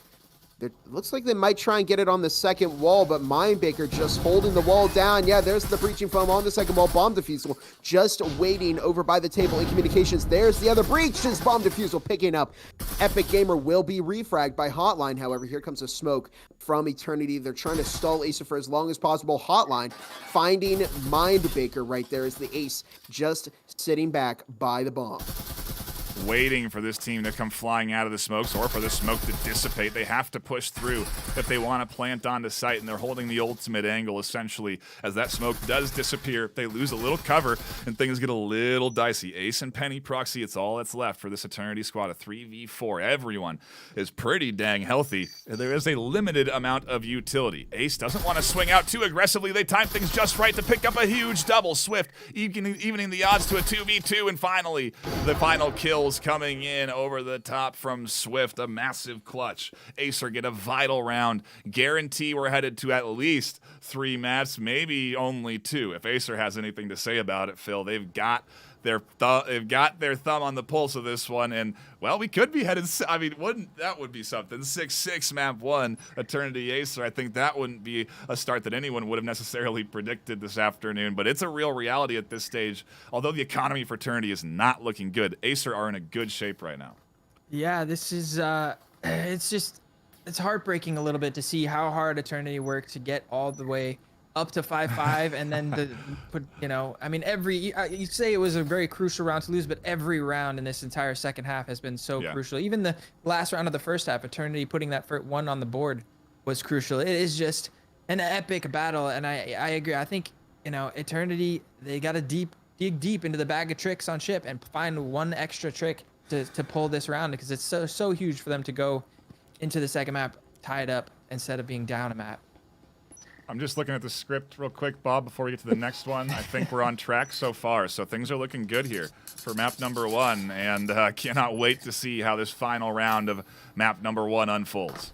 Yeah, and a tie is certainly very, very possible here. Eternity, they're on 3 Vezins. They do have 2 RCPs, but I mean, we'll see. Acer are very, very stacked for this push, so they could be in a good spot to push for victory on map 1, but by no means, don't count Eternity out yet, because they can easily pull out another trick. They've been outsmarting Acer in quite a few rounds here. We'll see. I mean, maybe they can outsmart them one more time, but Acer, they're a tough team to fool. Now, we did see a couple of their players pick up some damage to a frag early in this round. 2 minutes 10 left on the clock right now. The Ace currently over in Workshop, just waiting for some kind of an Acer push. They do have breaching foam on that exterior Workshop wall, but it looks like they're rotating around, possibly over to the stairs or maybe fire. Hopefully they've done their scouting, because Mindbaker is over by the blue stairs, right? Oh my goodness, what is Mindbaker doing? Swinging out, finding the kill onto Swift, but Hotline securing that refrag. That was an interesting play. Pennypacker finding red. They're making use of these RCPs. Pennypacker dropping plunge. No way, it's a 2 versus 4 right now. Pennypacker may go to secure that Vezin, but this was certainly, Nightfire, was this on your script too? Oh my goodness, Hotline taking up Pennypacker. Epic Gamer with proxies. It's a 2 versus 2. It's just down to Epic Gamer and Hotline against the Ace and Bomb Defusal. Bomb Defusal currently upstairs over by the red hallway. Hotline, Epic Gamer in green engine at the moment. If it comes down to a 1 versus 2 with Acer, with 2 players left, it could be very, very difficult for Eternity to win this. Here we have Bomb Defusal heading down the stairs, trying to flank Acer here. as they push into Workshop right now. 50 seconds left on the clock. The Ace over in Connector right now. Epic Gamer and Hotline on the move. They're trying to get that EMP planted as quickly as possible. There it is on the boxes, but they still have to get the 3 charges in. Here comes Bomb Defusal on the flank through Red Engine. Hotline is looking, trying to bait out Bomb Defusal. 30 seconds left on the clock. There's 1. There's 2. Oh. The Ace flanking Hotline. The EMP has been cut off. It's now just down to Epic Gamer. This could be a tie from Eternity as Epic Gamer finding the kill onto Bomb Defusal. It's now just down to the Ace. There's 50 seconds left on the clock. The Ace is trying to push out. Through. Epic Gamer going for the bait. The Ace. Oh no. He got Epic Gamer in the door blocker. There's 8 seconds left on the clock. The Ace is blind firing. There's 1 more charge left. 3 seconds left. The EMP is planted. And Epic Gamer gets the kill on the Ace to give Acer their first map win. How does that happen? Unbelievable game knowledge, game sense. Unbelievable pressure. The 6-6 Epic Gamer clutches up one of the craziest final replays I think I've ever seen for map number 1 as Acer take the map 1 win. Put your pants on, because mine just got blown. That was unbelievable. I got blown out of my seat, dude. That was a ridiculous. We're going to play it again. I got it here. We have to look at this again, because that was a unreal clutch. The final headshot kill to lock in that win, playing around with that door blocker. I mean, how do you come down from that one, gents? I really don't know what the solution is off of a massive game like that. You're seeing Epic Gamer, everyone relaxing here in the post-game lobby, but we're not relaxing here. My heart is racing after that. Phil is still on the recovery, so we need to give him a moment, Bob. He's flabbergasted, as they say, because what a fantastic finish to that map 1. Yeah, it is such... Go ahead, Phil. Go ahead. It's such a heartbreaker. I mean, Eternity did everything right. They got the map set up right.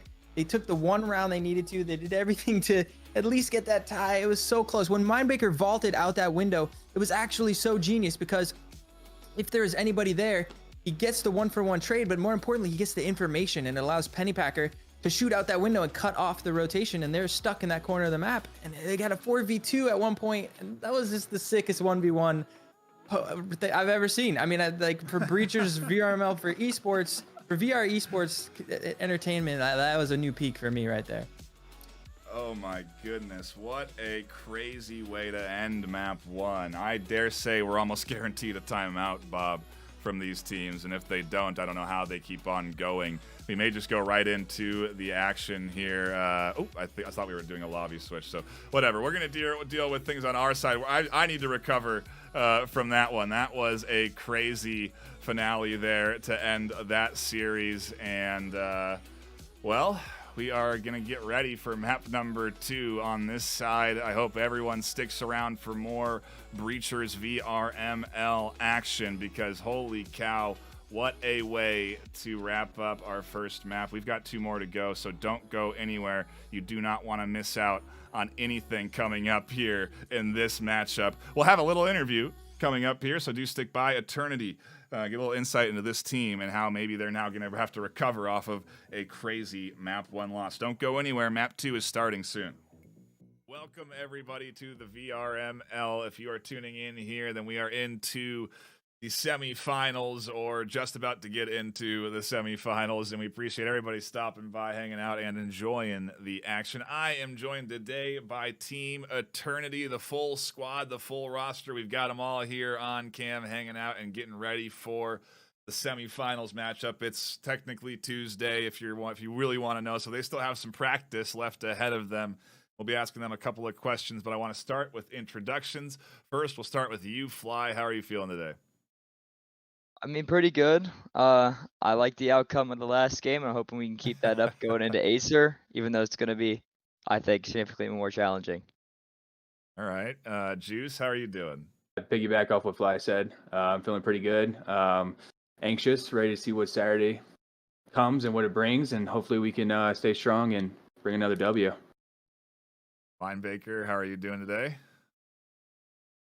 All right, feeling all right. Going to be starting to get some BMMs later after this. Yeah, absolutely. Pennypacker leading the squad through some practices today, tomorrow, this week. How you doing? Yeah, doing good. Definitely got our schedule all filled up and excited for this weekend. Love to hear it. Proxy, how about you? Feeling really confident. Past few days, pretty confident. Yeah, I imagine so. Coming off of a solid win. Ace, last but not least, how are you doing today? I'm doing good. I'm grinding. I'm ready. Playing lots of ranked. Yeah, awesome. Well, I want to ask you guys a couple of questions about the matchup that you had just the other day, just a few days ago. While it's fresh in your mind still, and we'll start with you, Juice. How were you feeling at the start of that day, just before going into your matchup? What was sort of your mindset like? Yeah, no, so I was confident all day. Typically, I would feel a little nervous, because you don't know what to expect. And of course, you have Penny doing the VOD watching and the studying for us and letting us know what to expect, what we need to do. So right when we're about to start the game or getting the lobby up and everything, I was confident, a little nervous, but at the same time, I didn't know what to expect. So I was like, we got this. A couple of us were pretty nervous. I was like, no worries, no worries. And then when the game progressed inside the game, I was like, all right, we gotta lock in. There's a lot of things happening right now. A couple things folded, but we held on, we held strong. But yeah, before the match, I was confident. Okay, interesting. Fly, how are you feeling that practicing, warming up, getting ready for the start of that series? I felt pretty good, especially with the day of. The day of felt really good. Like a little bit before, I wasn't so great, and then after warming up for like half an hour, I felt really good. Okay, interesting. Penny, there was some challenging moments in the series itself when it came time for you guys to execute and win the matches you needed to win. What was maybe the most challenging part of your matchup last weekend? I mean, I definitely put a lot of time into VOD reviewing and trying to articulate what to expect to the team, but they are a tricky team, and they rarely repeat things, so it was hard to predict. I think we got lucky once on factory defense. We got lucky once, and we're upstairs, and we predicted that one pretty well, and I think it was like 5-0. I don't think anybody died on that, so that felt really good, really rewarding. Felt like that time spent VOD reviewing was worth it, but that was probably the only moment, and everything else was them just I talked to Crimson after the match too, and they were just kind of trying to counter us and us countering them all at the same time. It was just Anyone else want to weigh in on that? Ace, Proxy, did you have any moments where you were worried, the stress, anything like that? Yeah, definitely before the match. I was a little shaky. I actually slammed an energy drink, so I was a little off, but yeah, we did strong. We finished strong. Or Ace? Yeah, I've literally just gotten off work, just ran in the house and got on. So you had no time to get nervous, really. You were just getting thrown right into the game. Love that. Obviously you guys had some struggles, but you ended up winning. Was there any point when you were playing that you felt like you had the win sort of secured, Juice, where you felt like we're looking good now, finally? Yeah, for ship. When we went to the second map, the way I was kind of going, and then I just started really popping off, and my accuracy was 100% right there. So I was like, we're not going to lose this. We have this. And then we folded some rounds. We overplayed some plays, got too aggressive at some points, and if someone, like I messaged Penny, I was like, if someone would just said slow down that last round, we were in top floor, and that was the round we were going to win. And then Proxy rushed in. I was like, all right, I'm right behind you. I'm not going to leave him behind. So I rushed in right behind him. I died from somewhere from connector, and then Proxy dropped. And if we would have just slowed down, we actually would have came out strong there on that map. But from the beginning of how confident I was playing, I was 15-4, 15-5, or something like that. I was like, how did we just lose this? Yeah, we had some standout shooters over the course of that weekend. I mean, what is that? How does one player get 15 kills in the game? I mean, obviously we see it happen, but is it just luck? Or is it juice? Like, obviously you're the one that did it. So is it the moment, is it just the situation that it unfolds that way, or you start to feel hot? What's the real solution there? How does that happen? I think once before each map starts, right? Everyone's a little shaky, everyone's a little nervous. You get a few picks in here and there, you know, it kind of builds your confidence. If you drop, it's all about the mental state. So that map, when I hit an ace on one round, I was just super confident, overextending, and then there was not any nerves there. So I was playing really aggressive, and it was working out in our favor, of course. Yeah. But I think what breaks that momentum is not knowing when to slow down. Yeah. Yeah, it's hard to, you can get carried away sometimes. Yeah. And then you sell around, you fold, and that's what I did. I felt it at the end. Well, hey, you still came across with the W at the end of the day. You are going into the semifinals this weekend. What are your plans for this week? You got scrims all lined up, or do you have a busy schedule, Penny? What's the overall play to get ready for the weekend? Yeah, scrims and VOD reviewing. I think what makes it a little tough is if we win, the next day we have 1 day to prepare for the next team. Even if we lose, actually, we are still fighting for third place then, right. And so you got 1 day to review. So it's kind of like, okay, how do we want to spend this time? So I think spend it on our next match and just keep doing 1 day at a time. But scrims and VOD review. Are there any teams that you're keeping an eye out for that you're worried about at all, Juice, as you get in and get ready for the weekend? I mean, obviously you have your matchup. I'm blanking on who it's up against. Acer. Yeah, you have Acer first. That's kind of the tall order, right? Are you even bothering to look past Acer at this point right now? Yeah, that's our full focus. What's funny is our past 2 leagues, Acer has always been the barrier where we need to break through to get to the next game.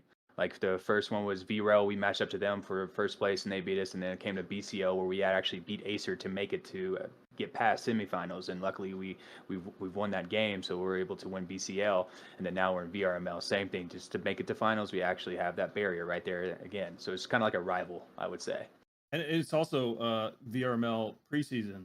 It was that even same exact spot, semifinals. We had Acer, and then we lost by a few rounds there, or there was like a turning point in Skyscraper or whatever. But anywho, and then we had to fight for third. So it's in a similar boat. We got to beat them at semifinals, and just like BCL, we had to beat them in semifinals to get to the finals. So it's history is repeating itself for sure. Yeah.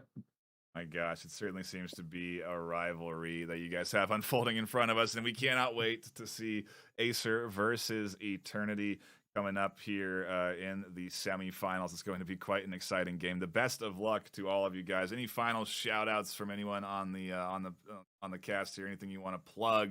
Anything like that before ultimately you guys go and start playing against Acer? We appreciate everyone. We appreciate VRML, the casting crew, the whole league in itself, providing this opportunity for us to play for. And we appreciate, money. At the end of the day, we're all playing for the money. So I think we'll win some money no matter what. So we appreciate the funds contributing to bills or outside fun, Absolutely. Any other thoughts? No, perfect. All right, I appreciate it. We're good. Then we will wrap it up here. Shout out to Eternity again, and we will catch you all in the semis. Good luck. Thank you, Nightfire. Are back. We've taken our breather, we've slowed our heart rates, and we prepared ourselves for another intense, action-packed round as we get ready to head into map number 2 of this matchup. If you are just tuning in, map 1 was shit, went 5-7 the way of Acer. We can't focus too much on that because we got to start looking at Skyscraper, which is where we're headed for map 2, Phil. And I got to get your thoughts on how that one's going to shake out. Oh, it's really interesting here because Acer once again starting on the defense. So Eternity again going to be looking. It's pretty much the same exact story as Ship, right? Eternity knows that they can have a solid defensive half for sure. It's going to come down to how many rounds they can steal away on the attack. So look for the pistol rounds. They're going to be ever so important because if any of whoever's on Enforcers, whether it's the first pistol and Eternity can win that one, or if Acer can win the second pistol, that's going to be huge. Yeah. It really is, and there's a lot on the line here. Gibular Bob, this is a best of 3, so not more opportunities left if Acer win map number 2. Eternity have to lock in a vital W to push us to that map 3 decider. After that first map, I think they might actually have it in them, though. Yeah, absolutely. I mean, we're seeing Eternity starting off on the offense. Yeah. Acer on the defense here. So the same as Ship.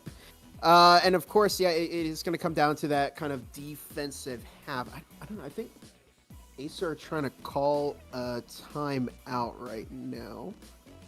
Okay, interesting. Maybe they had a tech issue because we were about ready to go, and then one dropped. So maybe there's a technical timeout necessary for the Acer side to try and figure out what's going on there. I do know that I believe we're requiring players to record their perspectives and all of that, and so again, just to ensure competitive integrity across the board. And I think obviously both these teams are really just the best of the best. They are the true top competitors playing this game, and it's sometimes crazy because you really do think like, how do they know this person's there? It's just all this game knowledge and audio knowledge, right, Phil? I mean, they're shooting through walls and finding these wall bangs sometimes where you're like, well, that's an insane pick, and it's just guesswork in a lot of cases. Yeah, I mean, it's when it comes down to it, you're like, how do they know he was there? Chances are they didn't actually know. They just had a strong suspicion. Yes. And and in this game, for those of you who aren't too familiar, there are hit markers, like audio hit markers, when you do hit someone through the wall. So that's an indicator of like, ding ding, green light, there is somebody there, and they're gonna start clip dumping, trying to do as much damage as possible.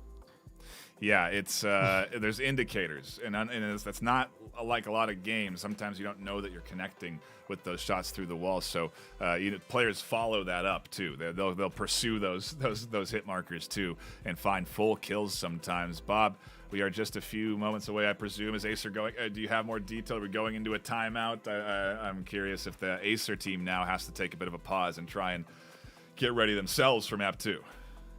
Yeah, so it looks like Acer may be calling another time out. They're currently pinging the mods to make sure that they can do that. Okay. But yeah, it looks like that's where we are with that. Yeah, some kind of maybe technical difficulties or something is preventing them. Right. Okay. Well, we'll see what if and when we get into this second round. We will be here ready to go. We're not going to go anywhere for now, and we'll just kind of theory craft how we think Skyscraper is going to unfold, especially if these sides are in the indicator. Right now, I don't want to do it yet, but the Acer team is on defense and Eternity are on the attack currently. If that's to stay the way it is, then on Skyscraper, Phil, I do feel like there's a real shot for, gosh, it's going to be just like Ship. It's going to be one round that they need to get their foot in the door, and then it's just going to be who can put on a clean defensive set.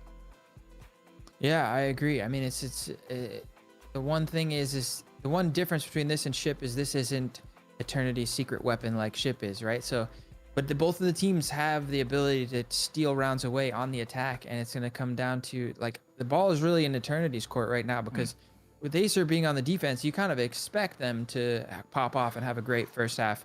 But any rounds that Eternity can get are really going to set that difference. So it's interesting. The ball's in their court, and they're going to kind of set the pace for the second half, and Acer is going to have to either step up or, maybe just be one round. I mean, if they get a clean 6-0, it's going to be, we might be in for a quick end to what was such an epic start for this matchup, It's so interesting to think about the possibilities of strategy that's unfolding here this afternoon, because we see there on Ship in particular, one round is all you need.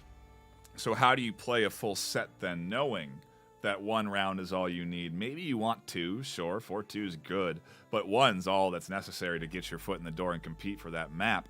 And against a team like Acer, you can only really expect 1 or hope for 1 even. You know what I mean? So I kind of wonder, even in some capacity, Pennypacker and this team from Eternity are developing strats around that knowledge. They're not afraid to go into these high defensive favored maps and go in attack first, because they can they can try to get that pistol round with some interesting plays. They can try and do some interesting things on the eco. They can try to play some unorthodox aggression or different off plays in round 3. And when it comes to round 5, 6, the final 2 of the first half, that's when they can maybe spring a trap that they've been planning, a unique bomb plant like we saw on Ship to get the round. Who knows what the possibilities are with this Eternity team, and you got to be a little concerned if you're on the Acer side, just because you do know Eternity's bringing the best they've got to you this afternoon, because frankly, I think a lot of people would be on the consensus that this is the hardest match for Eternity this weekend. Even though they have finals after this matchup here against Acer is the end-all be-all for most. I mean, in most cases, they'll have a hard time against F3 or Wicked, and there's no guaranteed win in the finals there. But I'm just saying, if you look at the grand scheme of things and all the teams competing, this is the top dog to be beating. And so it's going to be bringing everything to the table that Eternity are going to be. That's what's going to take. And I'm guessing at this stage we're into another official timeout. And so, some sort of technical one. So I've actually been in contact with our wonderful moderation team over here. They actually can't call a timeout right now. There can only be one timeout called in between matches. So it looks like we are going to be getting ready to head into this next map once these teams are ready. Just doing a little bit more back and forth, and then we should be good to go. Yeah, I imagine, to your point, if they don't have that fifth connected online and ready to go, that it will just be a bot. You know, it's again something we've talked about at a high level, Phil, the need for a deep roster. You know, when you have just 5-6 players, it means that you don't have necessarily the option of tapping into a multitude of people to bring in and support your team. And so I'm curious. I think at this stage now, maybe Eternity, I gotta wonder if Eternity are gonna play this 4v4. They've dropped Ace. That would be interesting. I don't think it is by no means a rule or required or necessary, but we're gonna have to get into this soon. No. I can't imagine against Acer. I can't imagine you would homie stock that. You know what I mean? Just drop one. I think it was you got timed out or something. I'm assuming once this starts, Ace will be back in quickly. About that, the last Acer team member has just reconnected. And now we're waiting on Eternity. Oh my goodness! We don't know. Okay, you know, sometimes we're right on the desk in terms of like predicting good things and doing good shot calling, and sometimes we're wrong on the desk, okay, in terms of predicting and doing other things, okay? And so we apologize for not having all the details here with how these teams are shifting around their players, but hey, we kill the time regardless, and we're happy to have everyone tuning in and hanging out with us this afternoon patiently. Thank you so much, patiently waiting for this second map to unfold. We want it as much as you do because holy cow, at least now we've had a chance to take a breath and relax a little bit off of a crazy map 1, and I'm now ready for map 2. I needed another 5 minutes, quite frankly, and so maybe the Acer squad knew that everyone at home needed another 5 minutes too to catch our breaths and get ready for another heart-pounding map because my heart can only take so much at this stage. And I guess at this point we do appreciate a little bit of a breather for us to take some time and get ready for this second map. But we don't need this long, and I think we are close. I don't know. Another player just dropped out to getting into this. And, you know, I think just some technical hiccups happening here and there on the NA side, as now Eternity has all 5 and Acer are down to 4. I'm not making this. You may be thinking I'm stalling for time, but I'm really not making this up. It's just us patiently waiting for everything to line up, for the stars to align, and we'll get into the action. We really do appreciate you all bearing with us through these moments. We won't focus on them much longer because, quite frankly, we won't have to. We are getting into the action. Map 2 is unfolding, and we are getting into Skyscraper.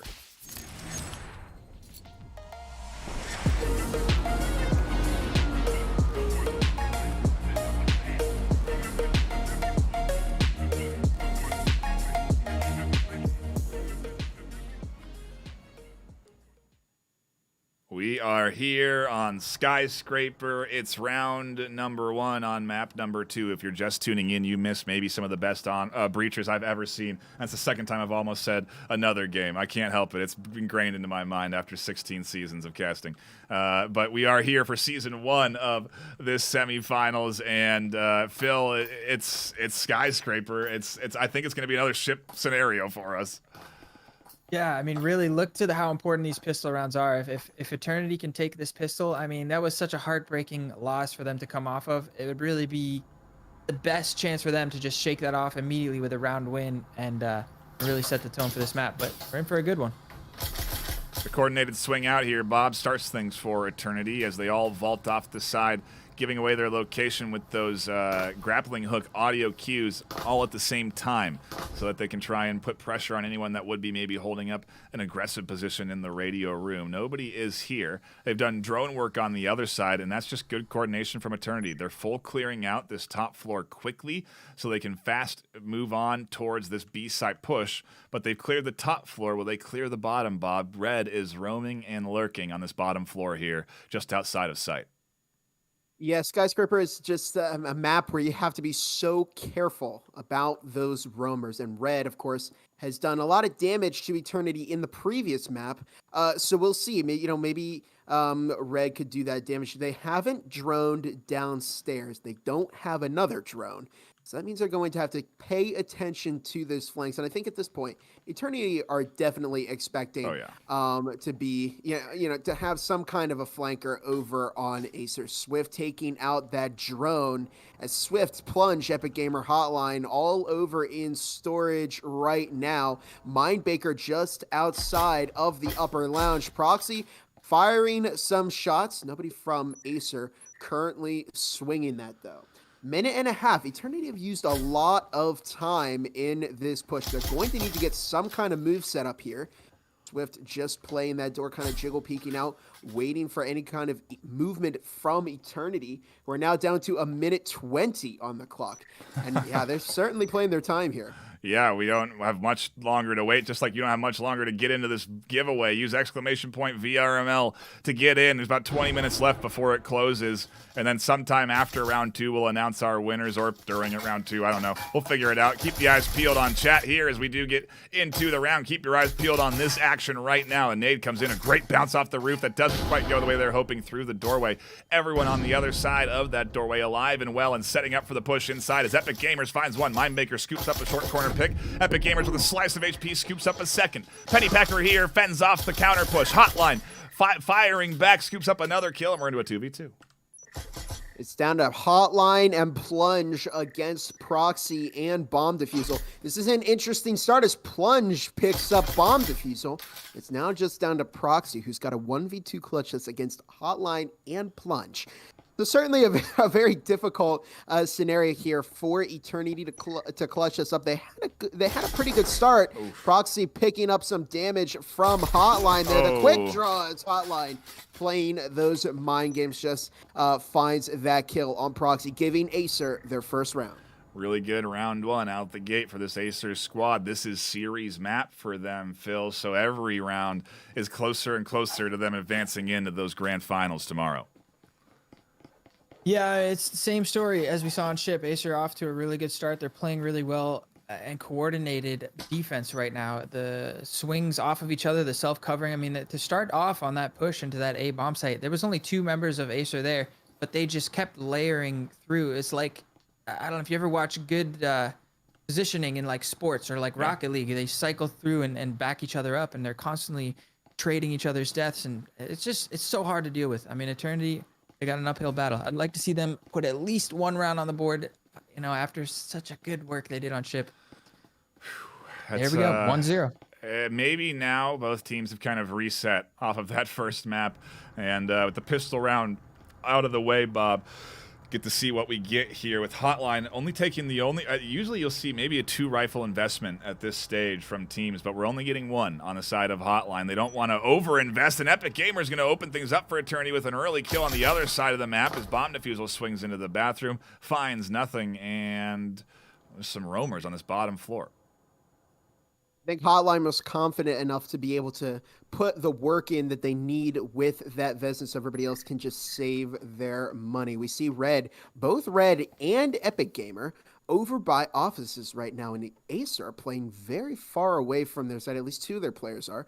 Bomb Defusal over in bathroom looking, to try and find the refrag for whoever killed the Ace, but we see Red and Epic Gamer are long gone, heading up the lower south stairs where Pennypacker is actually over in the red room right now, rotating through server. May catch Epic Gamer and Red off guard, but they're both anticipating some kind of flank from Eternity over there. And this is really fragmenting their push as Pennypacker finds the kill on Epic Gamer, will be refragged by Red, however. It's a 3 versus 4 with Acer starting to pull ahead. Yeah, Eternity at least get one on the board. They needed that. They'll lose Mindbaker and the duo here needing to push in. And I got to wonder, maybe if a little bit faster pace would have been what's on the menu for this Eternity squad, they would have had a much easier time pushing in. Acer now is on the hunt to pick up a second round and start the snowball. They'll do just that. You saw players vaulting outside looking for kills to scoop up this final one, and that's when things get dangerous, Phil. When the other team is going outside of the bounds when they're on defense to pick up kills, that's when you got a little something to worry about, I feel like. Yeah, this is the scariest thing possible for Eternity. This is why I was really hoping they were going to be able to put at least a draw into map 1, because as soon as you give Acer a little bit of breathing room, they turn it into a hurricane. You know, it's brutal to deal with. Their confidence is just through the roof. You can tell. I mean, you watch their interview. They believe that they are the best team in the world, and right now, they've got the smack to back it up. And I think the best chance that any team has to beat them, if it's not going to be Eternity here, it'll be either F3 or Wicked in the grand finals tomorrow, is to really take map 1 off of them and make them, don't give them that breathing room. Put the pressure on right away and put them on the back foot constantly. Because as soon as they get rolling, they're unstoppable. I think it's hard to beat them at their game, and that's to mean hard to beat them using raw mechanics versus raw mechanics. You know, you have to really have good plays to go up against this Acer squad, it seems, and Eternity have shown that they've got those in their pocket. It's just a matter of executing on them against this Acer team, which is no easy feat. Here comes one of these plays, it seems, as they set up for their entry into the radio room and then eventually A site. I'd like to point out this actually really interesting trip mine over here in the podcast room, right by that machine over there. We see the Ace pulling a kill early on Red, as it's a 5 versus 4. Good start for Eternity. Epic Gamer currently tucking out in, right off of upper south stairs over in the broadcast hallway. Will take out that drone. 2 minutes 15 left on the clock as Epic Gamer getting that frag ready, tossing it into the vent. Can Proxy get away? No! Proxy cannot get away. Pennypacker looking to salvage that kit off of Proxy. Just lucky enough to be able to get out of that vent before the frag took out Pennypacker too. Mindbaker making entry into Red Room as it's a 4 versus 4. They are really kind of trapped in this vent at this stage. They need to get out or back up. They don't want to linger much longer as this team does start to kind of crash in around these stairs and around the server site. Acer is a hungry team. They are aggressive as a squad, and they will push when they have blood in the water. They know that there's at least 1 or 2 committing to this server room push, and so they've invested Epic, Hotline, even Swift to shift over here and defend from this push on this side, and they're getting pretty aggressive with Epic just around the corner, ready to push out if they need to, staying tucked in discipline though, and that's also what impresses me, is how patient this Acer team is still being, even when they are winning like this 2-0. Yeah, really quick. Just real quick, Nightfire. I think the teams are on the wrong order up top. Mindbaker finding the kill on Epic Gamer. There goes the breaching foam onto the server room wall, heading into the broadcast room. Here comes the smoke from Eternity. Very efficient use of the smoke grenade on this team. Acer trying to respond with a frag of their own. Plunge finds the kill on Bomb Defusals. Hotline takes out Pennypacker. We see Hotline rotating over to the middle of broadcast room as Mindbaker finding the kill on Plunge. However, Hotline will refrag the Aces. It's 1 versus 2 right now. Just down to Mindbaker against Hotline and Swift. Mindbaker with that breaching foam, looking for Hotline, who's looking for Mindbaker right now. 20 seconds left on the clock. Mindbaker does not have possession of the EMP, so has to go for those kills. Onto Hotline and Plunge. Took a shot there, but time is winding down, and Hotline and Swift probably not know exactly where Mindbaker is, but know the general location of where Mindbaker is. And it's going to be an eco, I think, for Mindbaker as they hold on to that rifle. And, 3-0 out the gate here, Phil, for this Acer squad. We've seen it before on Ship, a map that does play a lot like Skyscraper in terms of that defensive advantage. And so I'm curious, do you feel that Eternity has something somewhere in their back pocket for definitely not this round, because this round's an eco round, but for the next one and the 6th one of this first half? Yeah, I mean, there is a little bit of ideas for tricks here, but I agree. I think the last 2 rounds are going to be their best chance. They can get some full buys going. They'll be on full loss bonus, unfortunately, unless they can win round 4. But it's difficult. I mean, you can see the way that they're playing. They have ideas. They're throwing smokes effectively and taking map control and having coordinated pushes that show they have strats and things like that. But Acer are just freestyling it on the defense. You know what I mean? They're just flowing and they're not sticking to any sort of game plan because everything's just working for them. So they're free to kind of play as they choose and dance around the map. And it's difficult. Like I said, this ball is rolling. Eternity will do really good just to steal 1 or 2 rounds away towards the end of this half. It is a vital necessity that I at least get 1, although I suppose if they tie and do a perfect defensive set themselves, 6-6, then we will go to map 3. But otherwise, it is, again, 7-5 on map 1 on Ship to the Acer squad. And so now as they go up 3-0 on map 2 here, they do inch closer and closer to that series point into advancing on to the grand finals. And Bob, that pressure will inch higher and higher up into the minds of Eternity as they continue to lose these rounds. So yeah, this one likely one they can afford to give away, but even then we are seeing a decent investment. I guess that's the eco rifle. They're hoping for that hero play from Mindbaker, and then a SMG coming in as well from Penny. I mean, the pressure is just mounting like crazy. Nightfire, oh my goodness, Epic Gamer finding Mindbaker very early into the round. They are able to recover the Vezin, very quickly, which is good for Eternity. But yeah, I mean, they've been playing for 13 weeks of the regular season. They made it through the quarterfinals, but here they are in the semis, and they're currently down to Acer in the map and in the rounds. So yeah, it's definitely going to be a lot of pressure on Eternity here. We'll see. You know, I mean, hopefully for Eternity, they don't fold under that pressure. They've done a pretty good job of staying in this game right now. But currently on this defensive half, Acer is putting in a lot of work. Found 3 rounds in a row. Current hat trick by Acer right now. We'll see if they can keep this up in the first half. If Eternity can find even 1 round, their chances of winning or at least tying this map are going to improve.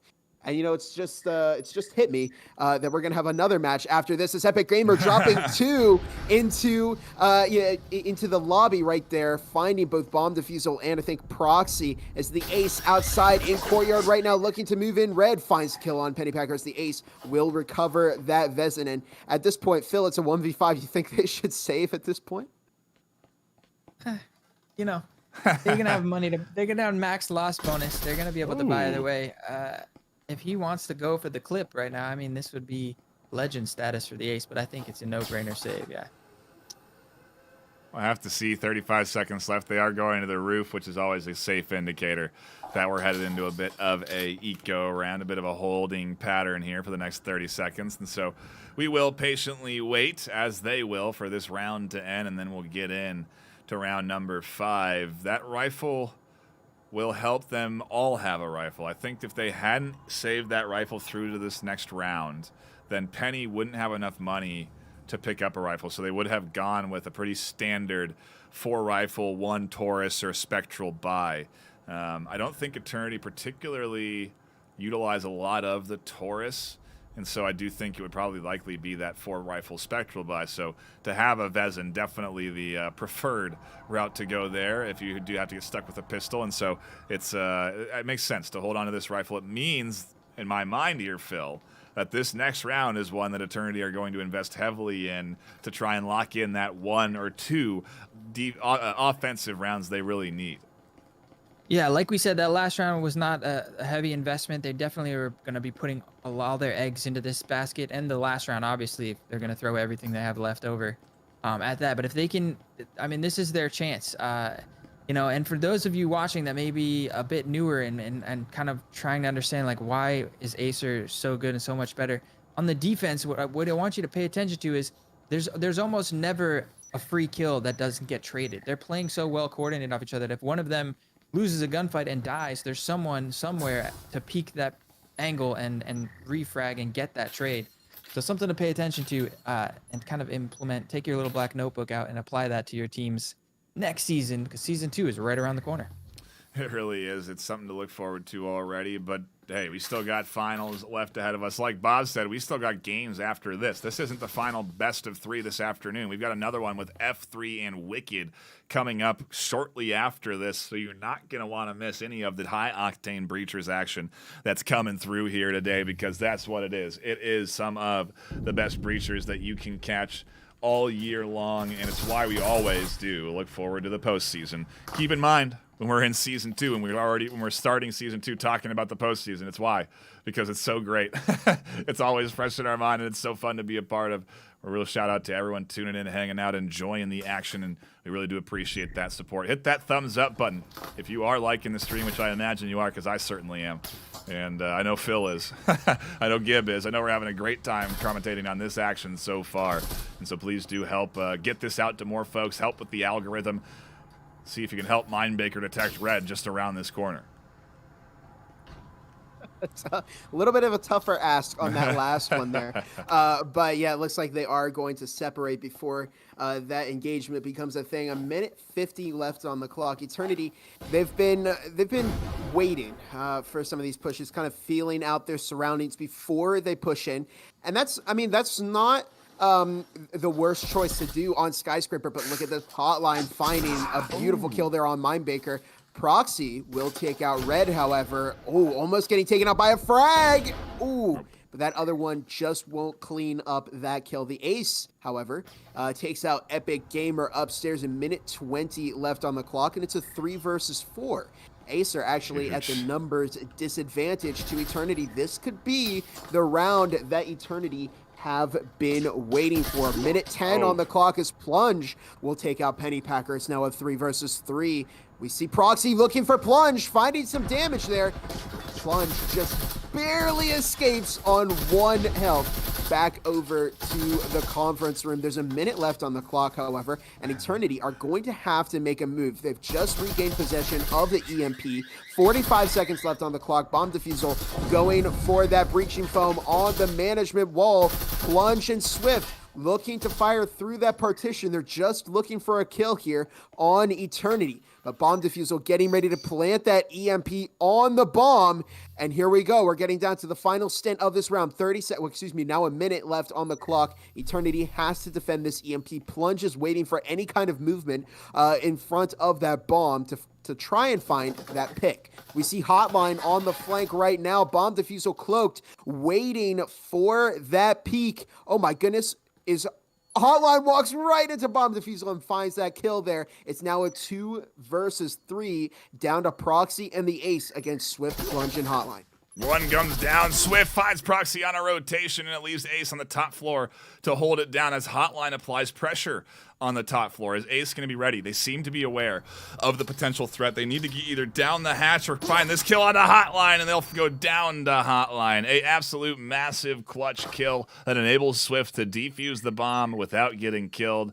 And what could have been that 1 point is instead Eternity fighting again in map 6. Down 5-0 here, or round 6, excuse me, down 5-0. And I mean, Phil, they're going to get a lot out of this consecutive loss bonus. So there's still another round here that they can contest for in this first half. But we're in the last round of the first half, and Acer are 2 rounds away from becoming our season, for advancing into that season finals tomorrow. Yeah, it is so brutal to watch. I mean, I'm watching Eternity play so well, despite the fact that Acer has all this momentum and they're absolutely dominating on the scoreboard. Eternity is still showing up in these rounds and making confident plays and pushing in, getting the EMP planted, taking map control, taking good fights and making smart plays. And it's just Acer just always that extra step ahead. They seem to have, like a trick up their sleeves for every situation that just comes to them instinctively, like intuition, stuff that you can't teach. And it's beautiful to watch. I don't know. I think despite the fact that Eternity is losing 5-0, they're playing so good. It's brutal. It's crazy how good this team is performing under the pressure. It makes sense considering how good they really are and how well they have been playing so far this postseason. But they're not out of the woods just yet. Eternity have one last chance to really get their foot in the door. Then it's down to the pistol rounds and a huge comeback path they'll have to walk, going 6-0 on their defensive set. Not easy to do, as we're seeing Acer here battle for a chance to do it themselves. They'll start their 6th round down a man 4-5. Yeah, that was kind of a funny kill there. The Ace and Epic Gamer kind of both looked at each other for a moment, then swung back, then swung each other, and ultimately the Ace claimed that kill over Epic Gamer. Now, Red sitting out in lobby is just patiently waiting for Eternity to push through those upper south stairs.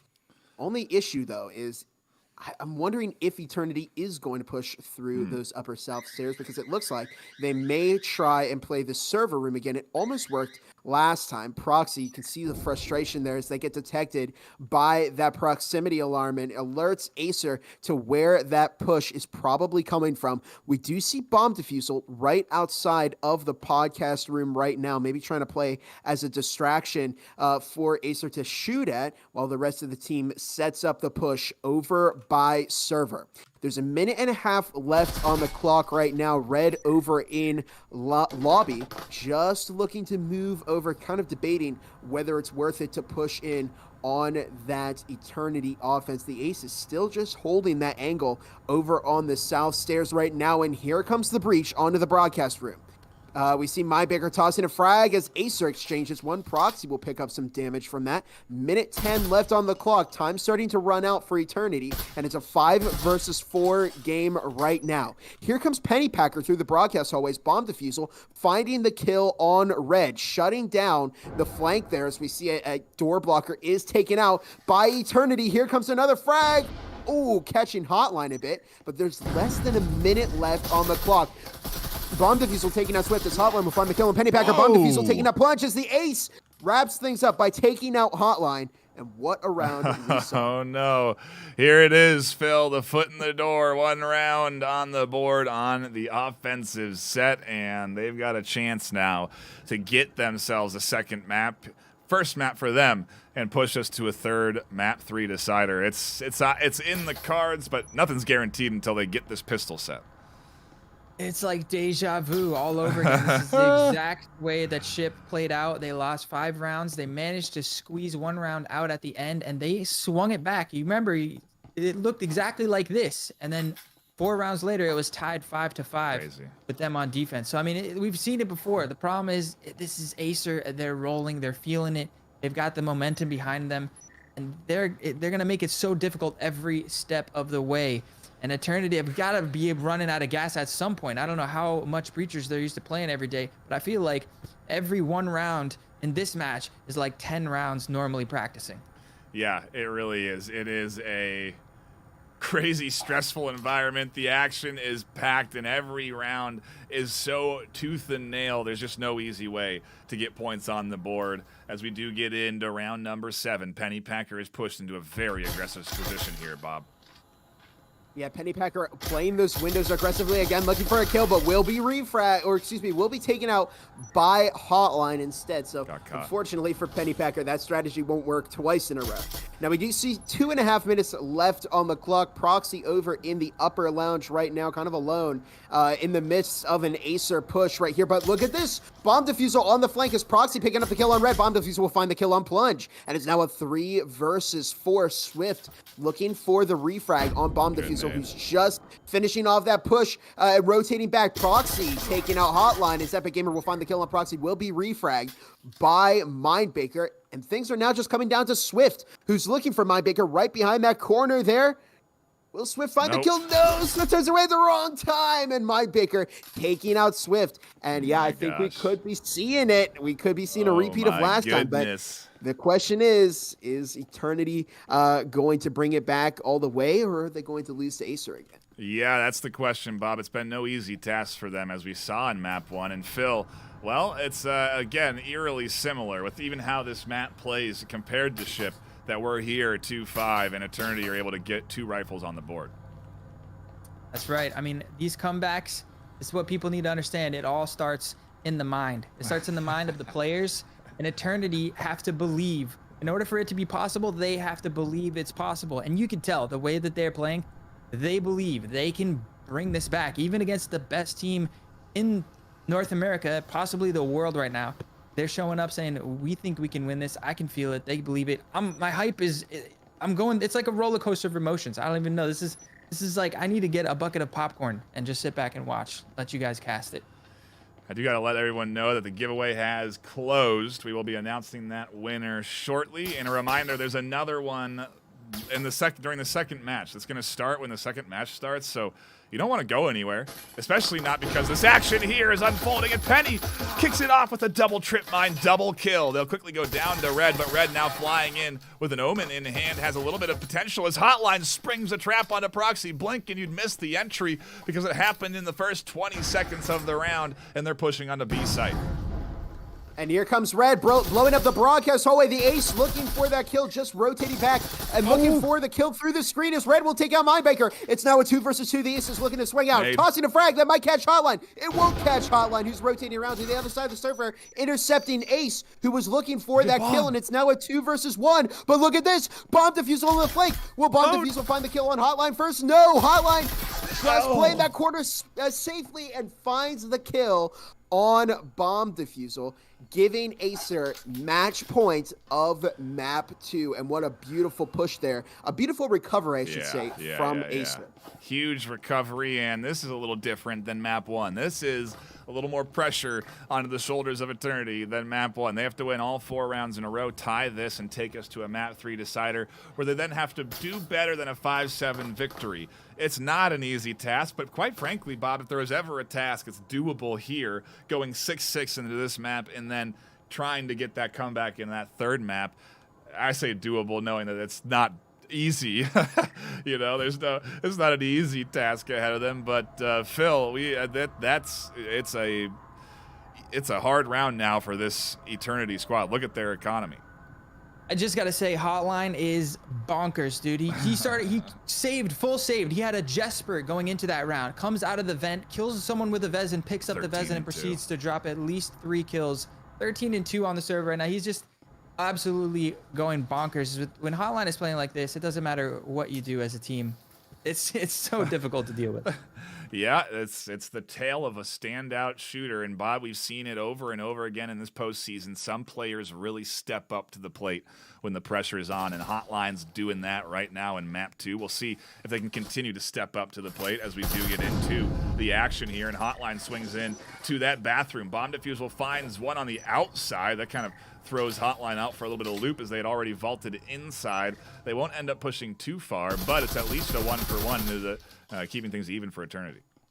I'm not sure if you caught that, but that was actually a beautiful setup by Eternity. It didn't work, but Bomb Defusal actually, that's the second time Eternity's gotten a cheeky play there. The Ace taking out Red, but actually, Penny Packer is in the podcast room and was looking and almost caught Hotline, who was vaulting into the bathroom. It was an interesting trap from Eternity. Didn't quite work out this time. We'll see if it does work in the future, that we see Hotline Swift rotating back through the bathroom hallway, heading over to lower north stairs right now.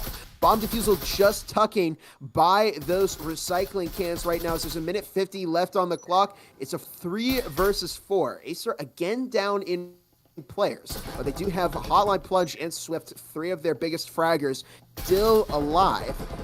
I mean, anything can happen at this point. And to your point, yeah, Hotline is definitely one of their biggest shooters. 13-2 right now, checking the scoreboard. Very, very difficult thing to do, especially going against Eternity. It is, well, the 5-1 strategy is proving to be difficult, to say the least, but Eternity have at least a player advantage, and now Acer finally making their way in to this B site. Maybe a moment to spring out here and find the kill, but Hotline reacts with lightning-quick reflexes, scoops up another vital kill, and keeps them in this by the slice of their HP. 4 HP left as they'll quickly get a health syringe tossed to them, heal up, and the trio will try and make this final round happen. Mindbreaker shuts the trio down right away, flies out, picks a double headshot up on the back end. At least Plunge takes things down to a 1v2, but time is ticking. There's only 40 seconds on the clock. I don't know if you saw that, but Hotline found the pick there by spamming the breaching firm really quick to bait out the Eternity player there.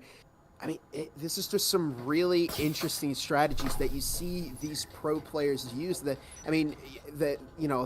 operation that is going on inside their mind to pull out these kinds of plays is really, really fascinating. We see Mindbreaker looking for Plunge over in lower lounge at the moment. There's 10 seconds left on the clock. Plunge will swing in, but Mindbreaker will drop a third kill this round to give Eternity a 3-6 game. They're not out of this yet, and it's certainly going to be difficult, but this is a good start to bring things back. It certainly is. We could be headed towards a 6-6 with this pace, at least. Eternity have the ability to, well, maybe put rounds on the board. Pennypacker's going to have to live to their Knut skills, live or die by their Knut skills on this round. And I do have to pause on what we were talking about because we do have a winner announced on the HyperX side. I know we're 3 minutes late. We do apologize, but we do have a winner coming out. It's Crimson that has locked in that HyperX Cloud Core. If you could please respond to the announcement ping there, you should get a message from one of our moderators, maybe likely Ninja or someone else, and we will be collecting your information to give you and send you out that HyperX Cloud Core. We really do appreciate everyone that's jumped into the giveaway, and again, that's at CRMSON who won. So please do take a look at your DMs and make sure that you message them back. If we don't get that winner verified, we may end up doing a double giveaway during F3 and Wicked. So do keep your eyes peeled. We at least have a guaranteed another headset being given away at F3 and Wicked if this one does get claimed. So you do want to stick around and tune in for the end of this and the beginning of that next matchup to get entered in. But that's that, and the action here has unfolded in front of us. Well, not yet. The first 20 seconds are going a little slow here on the Acer side. Yeah, big congrats to Crimson. They're actually the captain of Indomitable, another team that was in contention for the finals here. As Hotline will pick up the kill on the Ace over here. Mindbreaker looking to find a possible refrag, but oh my goodness, had their back turned at the wrong time as Epic Gamer looked to swing in there. We see 2 minutes, 15 seconds left on the clock right now. Mindbreaker taking up a position right by the box. There's Pennypacker looking to toss out a frag over to the podcast room. Epic Gamer taking up Mindbreaker with a frag as Acer looking to move into the podcast room. And it's a 5 versus 3. Pennypacker with a Knut will pick up a kill on Epic Gamer, but will be refragged by Swift. Another frag tossed out by Eternity, and this is rough. I mean, this could be the last round of this set, and Eternity are down by 2 players against Acer. We see Bomb Diffusal sitting with that Vezin up on the box as Hotline will find the kill. Bomb Diffusal dropping 2, but Swift ends things off with a victory for Acer by taking out Bomb Diffusal, and Acer are going to be moving on to the finals tomorrow. I think a lot of folks saw it coming with how well this team has performed so far this season, Phil, but we got a great contention from Eternity this afternoon. Couldn't have really asked for much more out of this Eternity squad, and quite frankly, Acer delivering, again, to expectations, playing as well as we know they can, and advancing on to be one of 2 teams that will play in those finals tomorrow. A reminder on that bracket here before we get into anything else. And Acer, again, advancing to that grand finals matchup tomorrow. Eternity will be playing tomorrow as well for 3rd place, which still has a decent amount of cash and hardware on the line for them to compete for. So should be a really exciting matchup all day for both 3rd and the grand finals. And again, that's tomorrow, same time, same place. We still have one more matchup left, though. As you can see, Wicked and Formula 3 are coming up next, and we have to take a bit of time to get ready for it. We will be running some interviews, so if you are interested in learning a little bit more about the Wicked and Formula 3 squad, don't go anywhere. They have a great personality to both of their teams, and you can maybe get a better idea who you're going to root for before we get into our next series. So stick around, because when we come back, it's going to be the start of another giveaway and the start of the Formula 3 versus Wicked Esports battle. You're not going to want to miss it. Until then, don't go anywhere.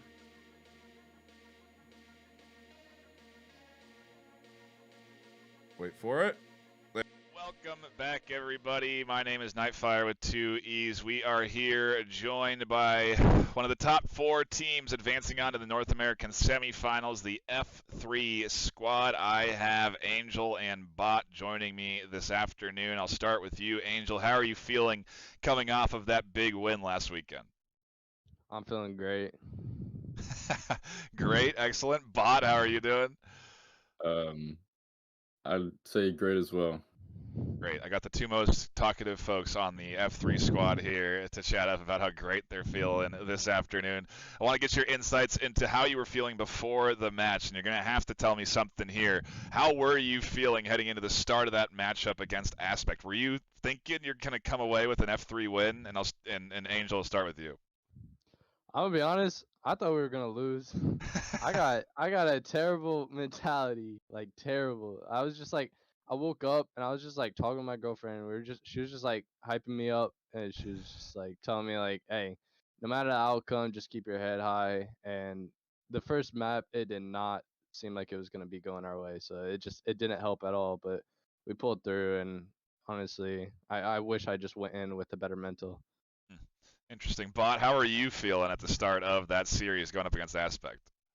I figured we'd win, but obviously we got off to like the rough patchy start that we had, so it kind of looked bad from the start. Yeah. Like all of us were kind of like, this isn't going how we wanted it to and how we thought it would. But then in the end, it went how we did. But yeah, I had the confidence going into it, and I honestly woke up probably an hour before, so. Jeez, no warm-up, not a big warm-up, at least for you, before the matches. You know, you talk about that first map against Aspect. Was that the most challenging part coming back in map 2, or was there a real, like, turning point that you were really, like, the hardest point of that series? Start with you, Angel.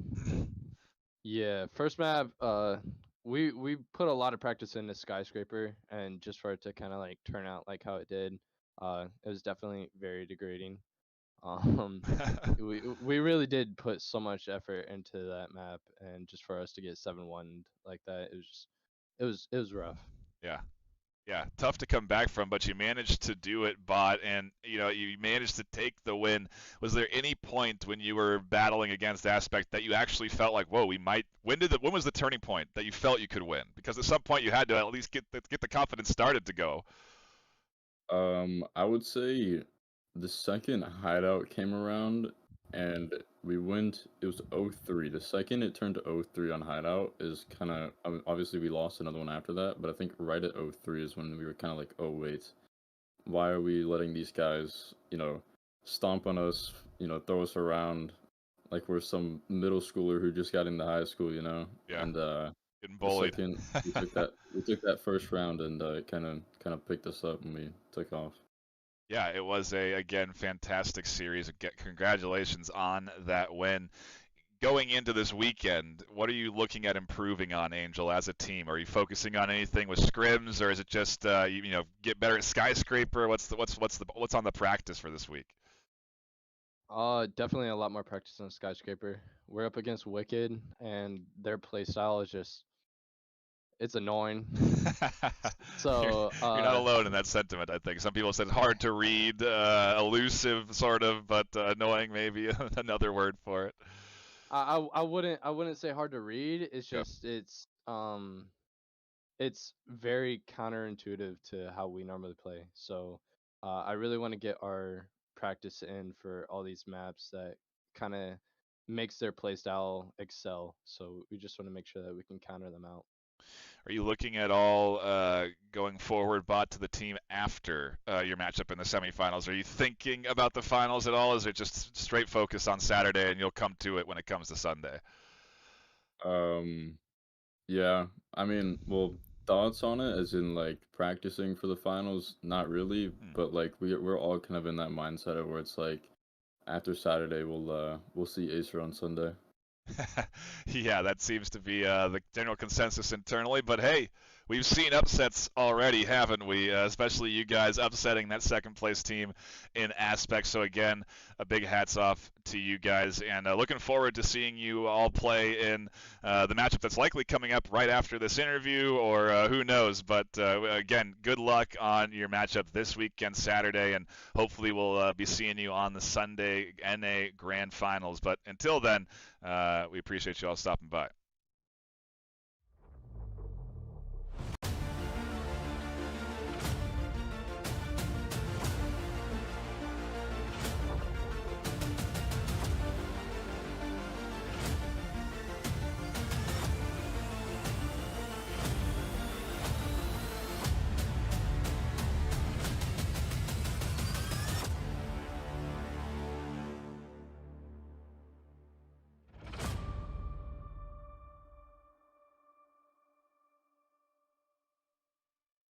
Ain't accept and ignore, just kicking down all the doors. Guarantee you, boy, if I ask for it, it's gotta be real big. I gotta make it just for my kids, and for their kids, it's kids. That's wealth years and years. Promise my brother soon as he out and finished his bid, we finna do it bigger than anybody ever did. The odds is real big, jobs that's real big. Satan trying a little, my God is real big. Stayed up on the grind on the cars is real big. I gotta do it big, the only way that I can live.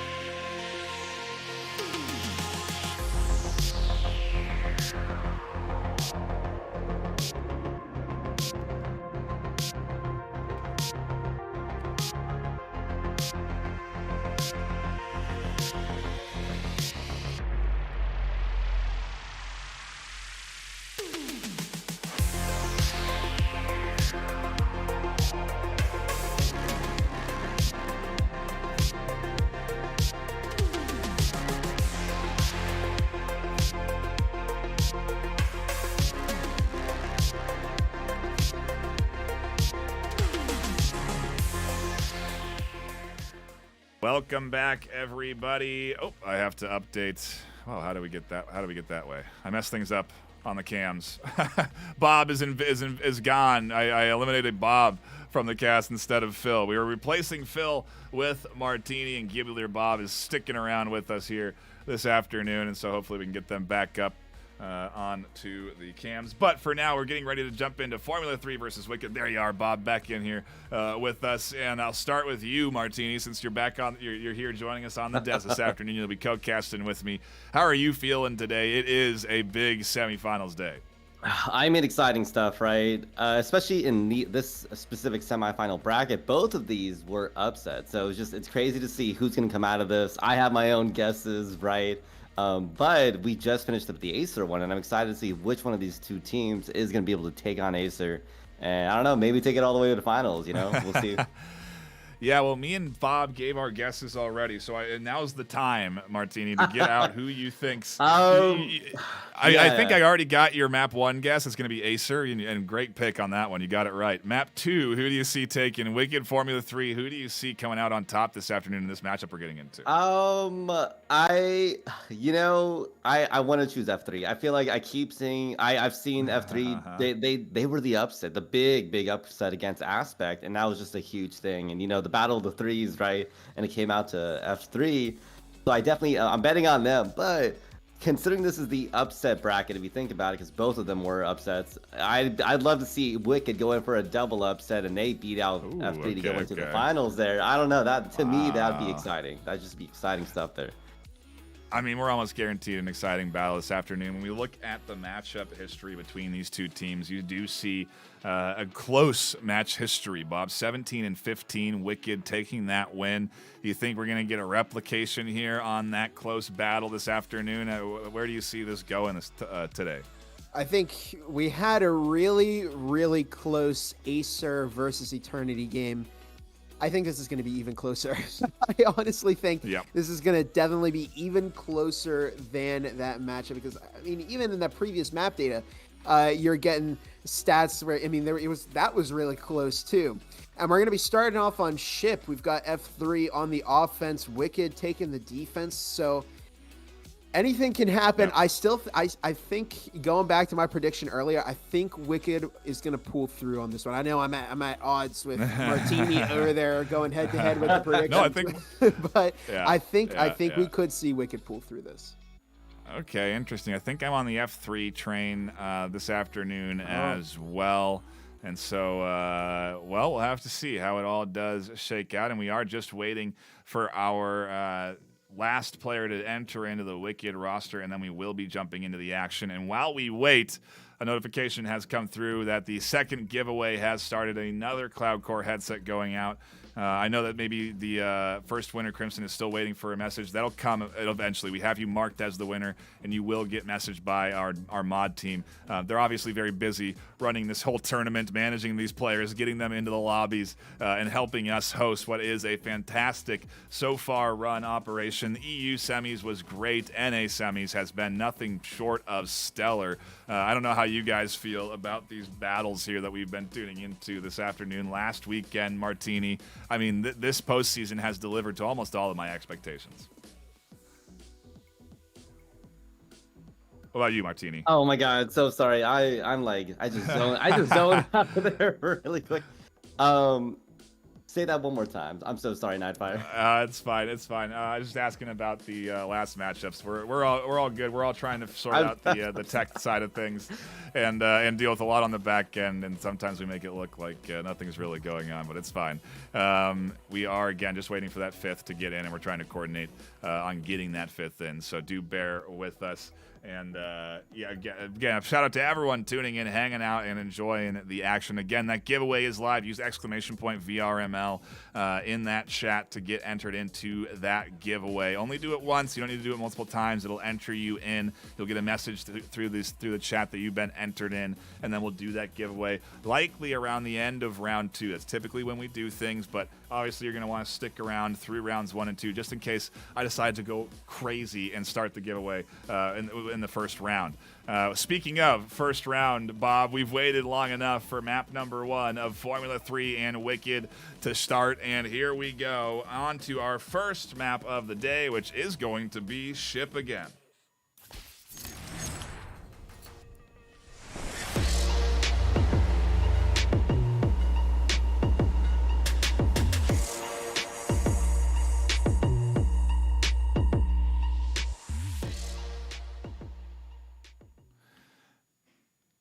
And we are getting into round number 1. I got to reset the scores because we are into a fresh series on map 1 on Ship here. And with 20 seconds left, Bob, your thoughts on our first pistol round before we dive into it? Yeah, so I'm seeing Spectrals. I'm seeing a Taurus from both sides. Ondog, one of the authors of that Taurus Bible that you may have seen floating around the community. Bot using it as well. Lumi using it. I love seeing the Taurus in these pistol rounds because it's such a risk-reward weapon. It's a lot of money, but it can put in a lot of performance if you use it right. We'll have to see what kind of performance it puts in here as we get into round number 1, and the action already kind of unfolding a touch as Ondog sits here ready to attack Sleepy Penguin just across the doorway, just across the window. Needs support from the rest of the team to really apply the proper pressure, but it is a battle of Tauruses here, just with a bit of guesswork and ultimately none of those headshots connecting, Martini. Yeah, I know them looking good right now. I'm surprised I haven't seen too much happen yet in the round, but I know everyone's getting their stuff set up, especially on this first floor here as we see F3 try to come in. Never mind, Angel already picking up a shot on the other side with a headshot on Berserk. Getting that final entrance right now from F3. I'm curious to see how they're going to handle it because, again, this is Ship. I'm expecting the defending team to hold well, but look at F3. They're holding down this whole area. Wizard Gecko finally fighting back right now from Ondog, but they're now getting double teamed right in the back there with Lion. I'm getting some shots out right now. It's looking hard right now for Wicked, and as they lose another player there from Angel, F3 is coming in swinging really good right now, and I'm not sure if Wicked's going to be able to come back for this round right now because it's a huge disadvantage you're dealing with. 4v2, a non-optimal start on the defensive side for Wicked, but they're not done yet. They've got a Taurus in hand, and Ash is still alive and well on A site. A static emitter has also been planted here on A as you hear it kind of ticking away there. It won't go away until it's shot or destroyed by a grenade, so utility expended here to deter the push into A site, but will it be enough? As Lumi catches Angel peeking their head through the hole, it puts F3 down to just 3. They need to get into this A site, but it's not going to be easy with both Lumi and Ash here ready and waiting. Yeah, F3's looking a little bit lighter on that health economy, but I think they're going to be able to make this work out. But Lumi's really getting some shots off of that. Taurus getting another pick off on 5, now leaving it 2-2. And I was worried about Wicked. I'm holding it down, but it looks like that Taurus is definitely paying its worth out right now. Those headshots so dangerous, so devastating. The one taps coming through and putting F3 into a bit of a tie scenario. Lumi finds another one as they swing the corner, and now it's up to Lion in a 1v2 to come back themselves. F3 had this round, but they lingered a bit too long. Ash has identified Lion's location, and Lion's going to drop back, tuck in, and maybe try and battle back against any counter aggression, which so far Wicked have certainly been deploying against this team. Don't want to overpick there, and a 1v2 just ticking down. 20 seconds left on the clock. Lion has to work their way up and inside here to fight back against the duo on site, and the duo knows that the time's in their favor. They get inside sight, and there's one headshot, but not two. The second gets scooped up by Ash. Round 1 goes to Wicked, but that was awfully close, Bob, just by the skin of their HP, as I say, as Ash is the last one alive. It was very, very close for comfort. Too close for comfort there. I mean, we saw it really came down to Lumi putting in those amazing Taurus kills, taking out 3 of those Formula 3 players. Formula 3 getting a pretty early pick there on Berserk, one of the biggest fraggers for Formula 3. Let's try saying that 3 times fast. Yeah, I mean, it was a very, very close round there. And again, I love seeing that Taurus because then you can get away with things like that. You can get those one taps. You can get those kills that you need to secure. If you can get that value out of it. I think Lumi did that, and it really, really worked out for Wicked in the end. They're able to buy that round 2 Vez, and that's in the hands of Sleepy Penguin right now. They've got a heal as well, so they're definitely investing into this round. They're trying to put Sleepy on as much of a pedestal as they possibly can. We'll see if it pays off for them in this round. Indeed, we will as we get into it. Round number 2 unfolding already, opening up a site and getting ready for some early action. Pistols in hand for the F3 team. It's all they got to their name, and they really do want to get this rifle picked down. If Sleepy had gone down there, extending out, that would have been ideal. And you can see that Ash is actually supporting Sleepy here just to avoid that rifle getting picked up by the enemy. Yeah. After he's trying to get set up right now, but Wicked's really holding him down. But I look in the economy, we already have, it looks like they're going for the hero buy this time around. They have the Taurus in hand. I mean, Lumi went off crazy last round, so I don't think they'd have to go too heavy on that investment with the Vezin. So it's interesting to see Sleepy Penguin being the only Vezin user right now. But I think Wicked probably imagines they have this one relatively in the bag as they came out of that last round, surprisingly, with Lumi just, again, holding down the Taurus. I'm hoping to see some really good Taurus plays coming out in this upcoming round. But what we'll see right now is F3 is, finally getting to push in or finally coming in closer to site. But they're really taking their time to set up here. I'm kind of shocked. Maybe they saw the aggression might not have worked as well last round, so it's taking a little bit longer to really watch out for those corners. And I can see that Wicked's not going a little too hard on the roamers here either. Going to play a little close to sight, playing very conservative, I think, this time around. Close to sight, conservative. Look at Lumi. They've got a slice of an angle just over the top of B, holding a super tight little angle, waiting for Bot to push in through that doorway. Nade and counter utility come in, and Bot doesn't get one tapped on the cross. Thankfully, that would have been an incredible headshot there. Instead, Bot does manage to push and continue to work their way past Wizard Gecko just across the other side of that wall there inside the long hallway. Wizard likely heard those footsteps from Bot and is communicating information to the rest of their team about all of the info they're hearing across that wall. As now Angel, Bot, and Ondog, Luna too, are set up and stacked for an A rotation. They've completely switched from the B setup, and they find another kill to start things off. Opening things up is Ondog and Angel push in. Ash finds a beautiful refrag, and we're into a 4v4. I mean, this huge reset from F3 paid out very well, giving them an easy pick off in their first round. Lumi, never mind, getting another shot with the Taurus in the hand there. I mean, Taurus MVP right now, I'll tell you that. As F3 is now struggling a little bit with their push, even though it was a beautiful reset getting set up right there, and shots are going off right now. Angel almost getting knocked down, almost all the way through with that wall wing, but not quite with 11 health back, still there. And Wicked, they're just holding them now. They've been shutting them down right now, so it's very impressive. That F3's been kind of struggling to push in on a Wicked, and I don't know, maybe the Wicked fans are right. This might be a Wicked game.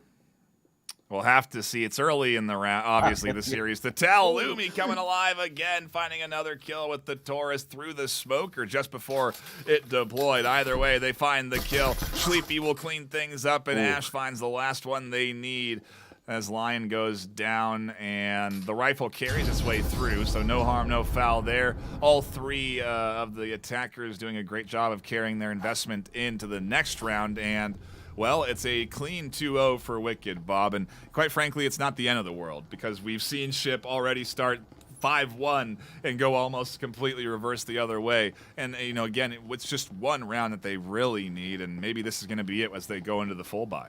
Yeah, absolutely. Real quick, double check the teams because people in the chat. Oh my gosh! How in the world? But anyways, yeah, I'm long really day. loving Wicked's ability to keep Formula 3 out. They've done an excellent job. I mean, you can have roamers on this map, but really what Wicked did there is they played well in it. They stuck to their sights and they kept Formula 3 out. And really, when you get to that point, it forces your opponent to make a move or you just time them out. Either way, it worked out for F3 there again. I mean, we're seeing beautiful headshots from him. Lumi dropping even more kills with that Taurus, and Sleepy Penguin with that very important hero Vezin buy. We'll see if Wicked can keep up this momentum. Right now, they're doing a very good job. I'm super focused on getting the right camera angles, okay? So, sometimes those team names are wrong, but you're getting great angles on the action. It's a trade-off. It's a trade-off. That's all that really matters, right? Just I can see a good show, Thank you for the chat, though, and we do appreciate you for tuning in and being vocal. Sometimes it takes a little bit to get those changes through, but they are through. Now the teams are on the right sides. My apologies there. We haven't, I don't think, said anything incorrect on who's won or rounds or lost rounds, but maybe the score has been a bit confusing Either way, we are here up 2-0 for Wicked, and now down a player for Wicked as F3 finally kicked things off to their advantage on the attack, no less the vital attacking round where they are fully investing into this push, and likely seems to be the B push. The foam here opening up the hatch. They could be flying in and getting aggressive, changing their pace. I don't think that's going to be necessarily the situation we're seeing unfold before us, but F3 certainly have been playing cautiously before they enter into all of these sites. Yeah, it looks like F3's trying to open up a lot of holes before they finally start their engagement. But, I mean, that worked out very well for them as they got that early pick off right now against Berserk. They might have played a little too deep on that roamer, or the roamer wasn't that reactive, unfortunately. So that's going to make it a little harder for Wicked working out with this game. But look, both hatches now popped open, one above A side and one above B side. But I think it looks like the team's gonna be pushing in more from the B side, or I don't know. Actually, it looks like there's players pretty split right now. So definitely all over the place. I'm curious to see Lumi again rocking another Taurus. Sorry, just saw that. And I'm curious to see if they're just really confident today on that Taurus. But I would be too. I mean, 2 rounds in the pocket against a team like F3 right now. Wicked is definitely showcasing some good chops, but again, I always think they're still on the defending side, and we got to see how they hold up also in the second half between these two teams. Push almost coming in there as the nade comes flying around. A good read from Ondog to rotate out of that corner angle they were on. They would have gone down to that nade toss from Wizard Gecko. The static emitter proven to be a powerful tool yet again, denying the cross to Wizard Gecko through that building. It forces this huge rotation where Luna then threatens the window that Wizard Gecko is near, and they don't quite commit to pushing through it, but they are really trying to draw the attention away from this Wicked squad. They have little time to do this, though. 30 seconds left. They have to vault in, and Wizard scoops up one. The rest of the team making their way in through this top floor, pushing in towards A site, it seems, is the play. EMP goes down from Luna. A trade that works out all right, and the smoke here shuts down vision onto the EMP right as Lumi was rotating around.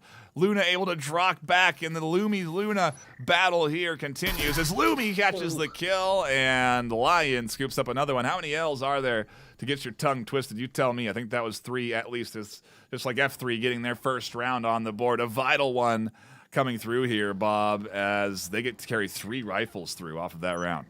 A lot of tongue twisters in this game.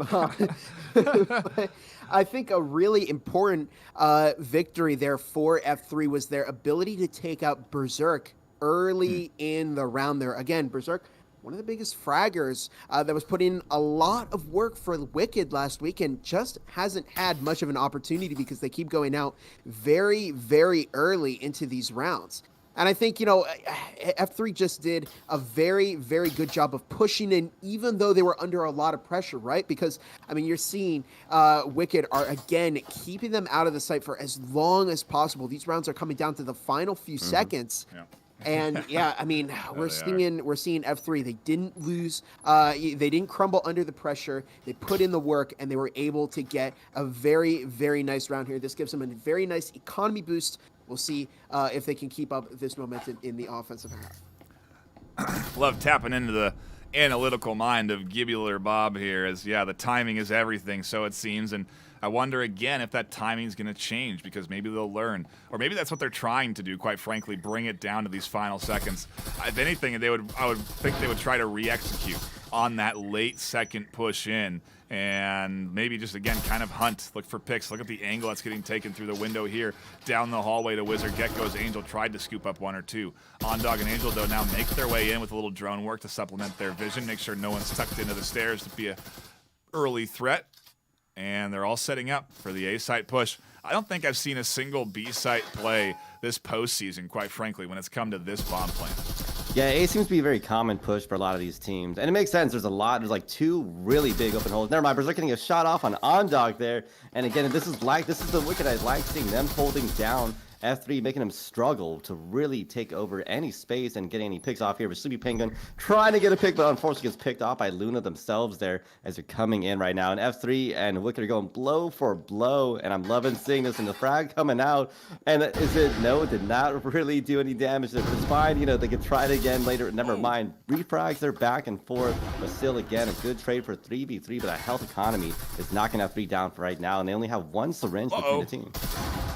They try to push out, and Berserk scoops up Lion. The nade forcing the rotation. A nice connection from Angel. A vital connection from Angel. That's going out, and they'll hit the side of Ash there, and another pickup coming through. As Lumi gets almost full health through the smoke. Bot rotating around, and we go ring around the rosy here on the computer. Bot catches the headshot. F3 pick up a second offensive round on the board with 2 left alive. Their economy stays comfortably intact, and they'll be going into a potential of taking the lead next round, Bob. This is F3 clawing their way back on the offense.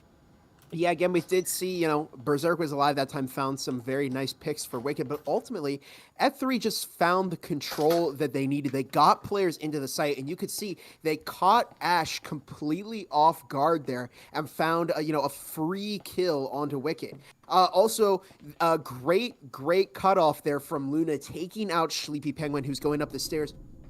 Yeah, looking huge. For a pick on that F3 offense. And I mean, you can see these teams, they know how each other operate. They operate in such a similar manner that these rounds are very, very close. I mean, right now, usually from what we've seen today, a lot of these these matches between these teams have developed more to one side at this point in the game. I mean, we're on round 5 now, and it's a tie between both of these teams. So it really could go either way. I wouldn't be surprised if we see a tie heading into the second half. And we'll see what happens on this round.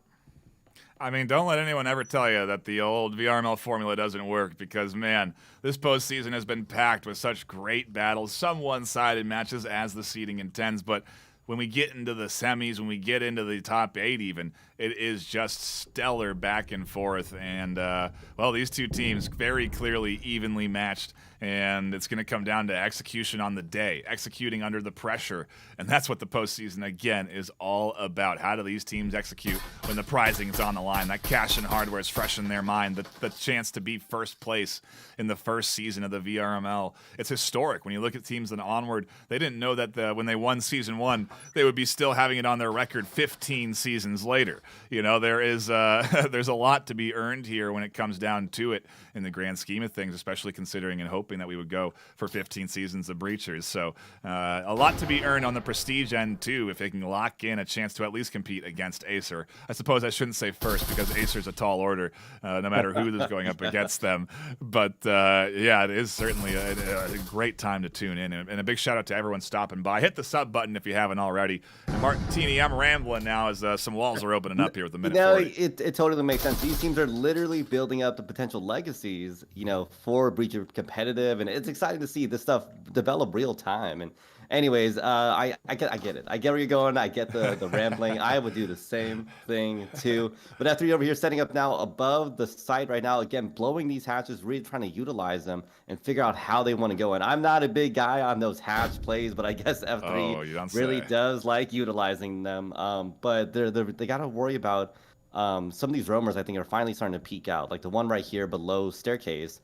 Watching these 3 F3 players coming out, I'm wondering if they're going to get the drop on them or have things work out not quite in their favor, but we'll have to see how that thing develops out here as they're slowly coming in. F3 is getting set up once more, and I'm waiting to just see some kind of drop, some kind of action here from either side.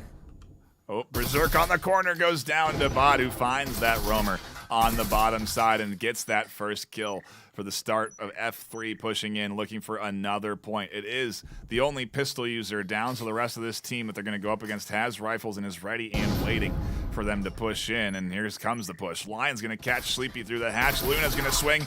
Gecko finds one. Can't get the double they need in that hole. And the EMP will get scooped up by Angel. Planted. Bot will cover with a great flash that blinds Luna. And then a swing that finds the final kill. That is good quality utility use. And I'll eat my words all day if we get flashes like that. I said EU does a lot more flashes than NA, and those flashes are seemingly really effective. Why doesn't NA do it? Well, Bob, we saw one beautifully deployed there.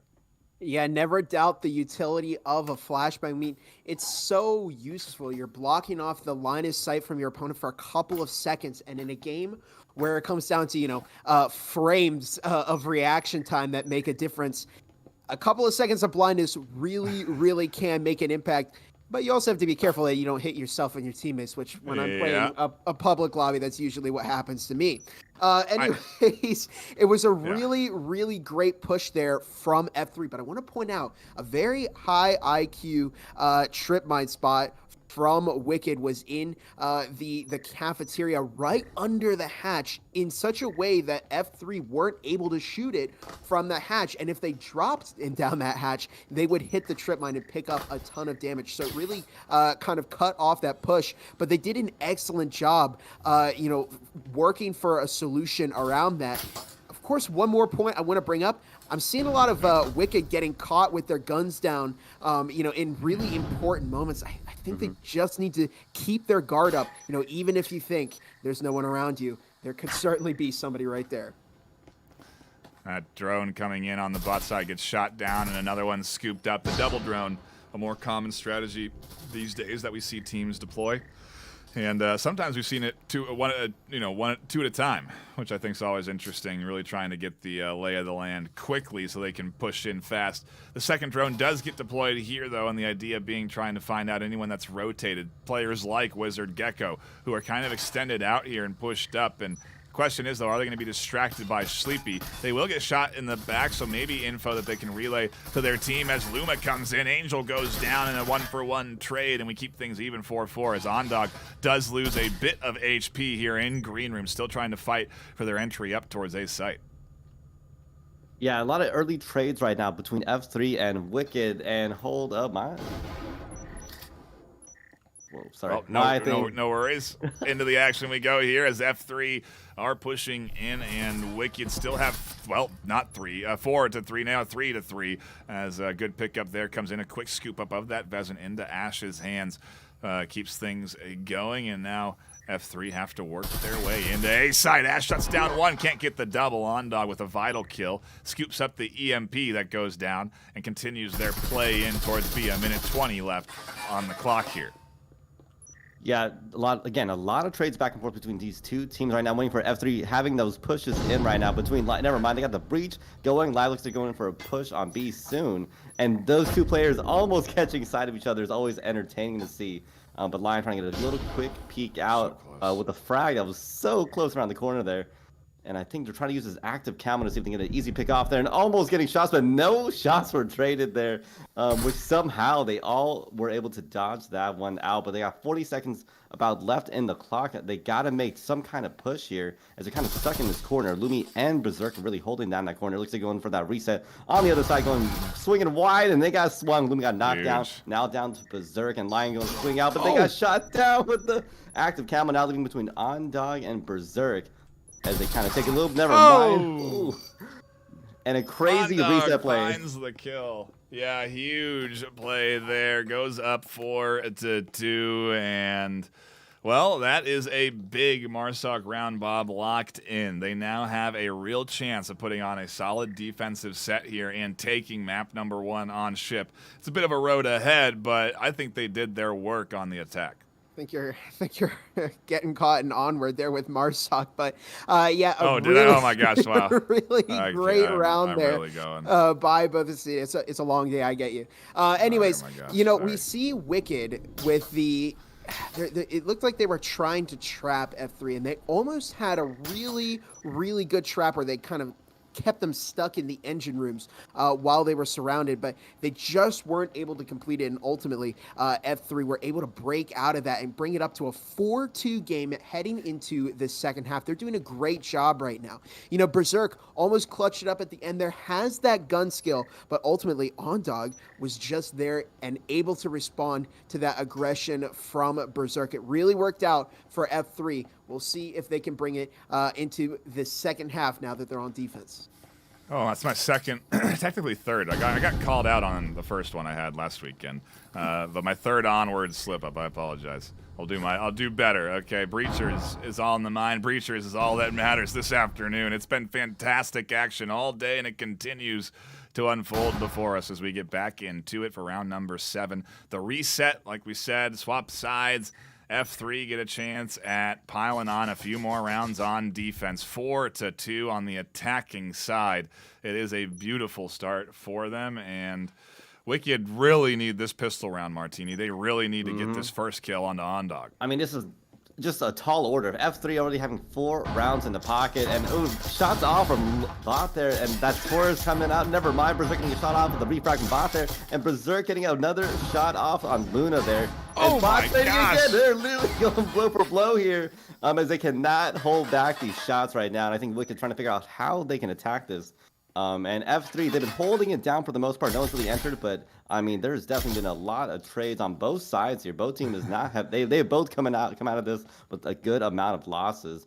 I'm just waiting to see if Wicked's can go in for the breach here, another reset play potentially, because right now they're kind of at a standstill. But they have about a minute and a half left in a round. They do have time. They can let it breathe and kind of figure out, hey, maybe we need to switch up the play here because this is not quite working out.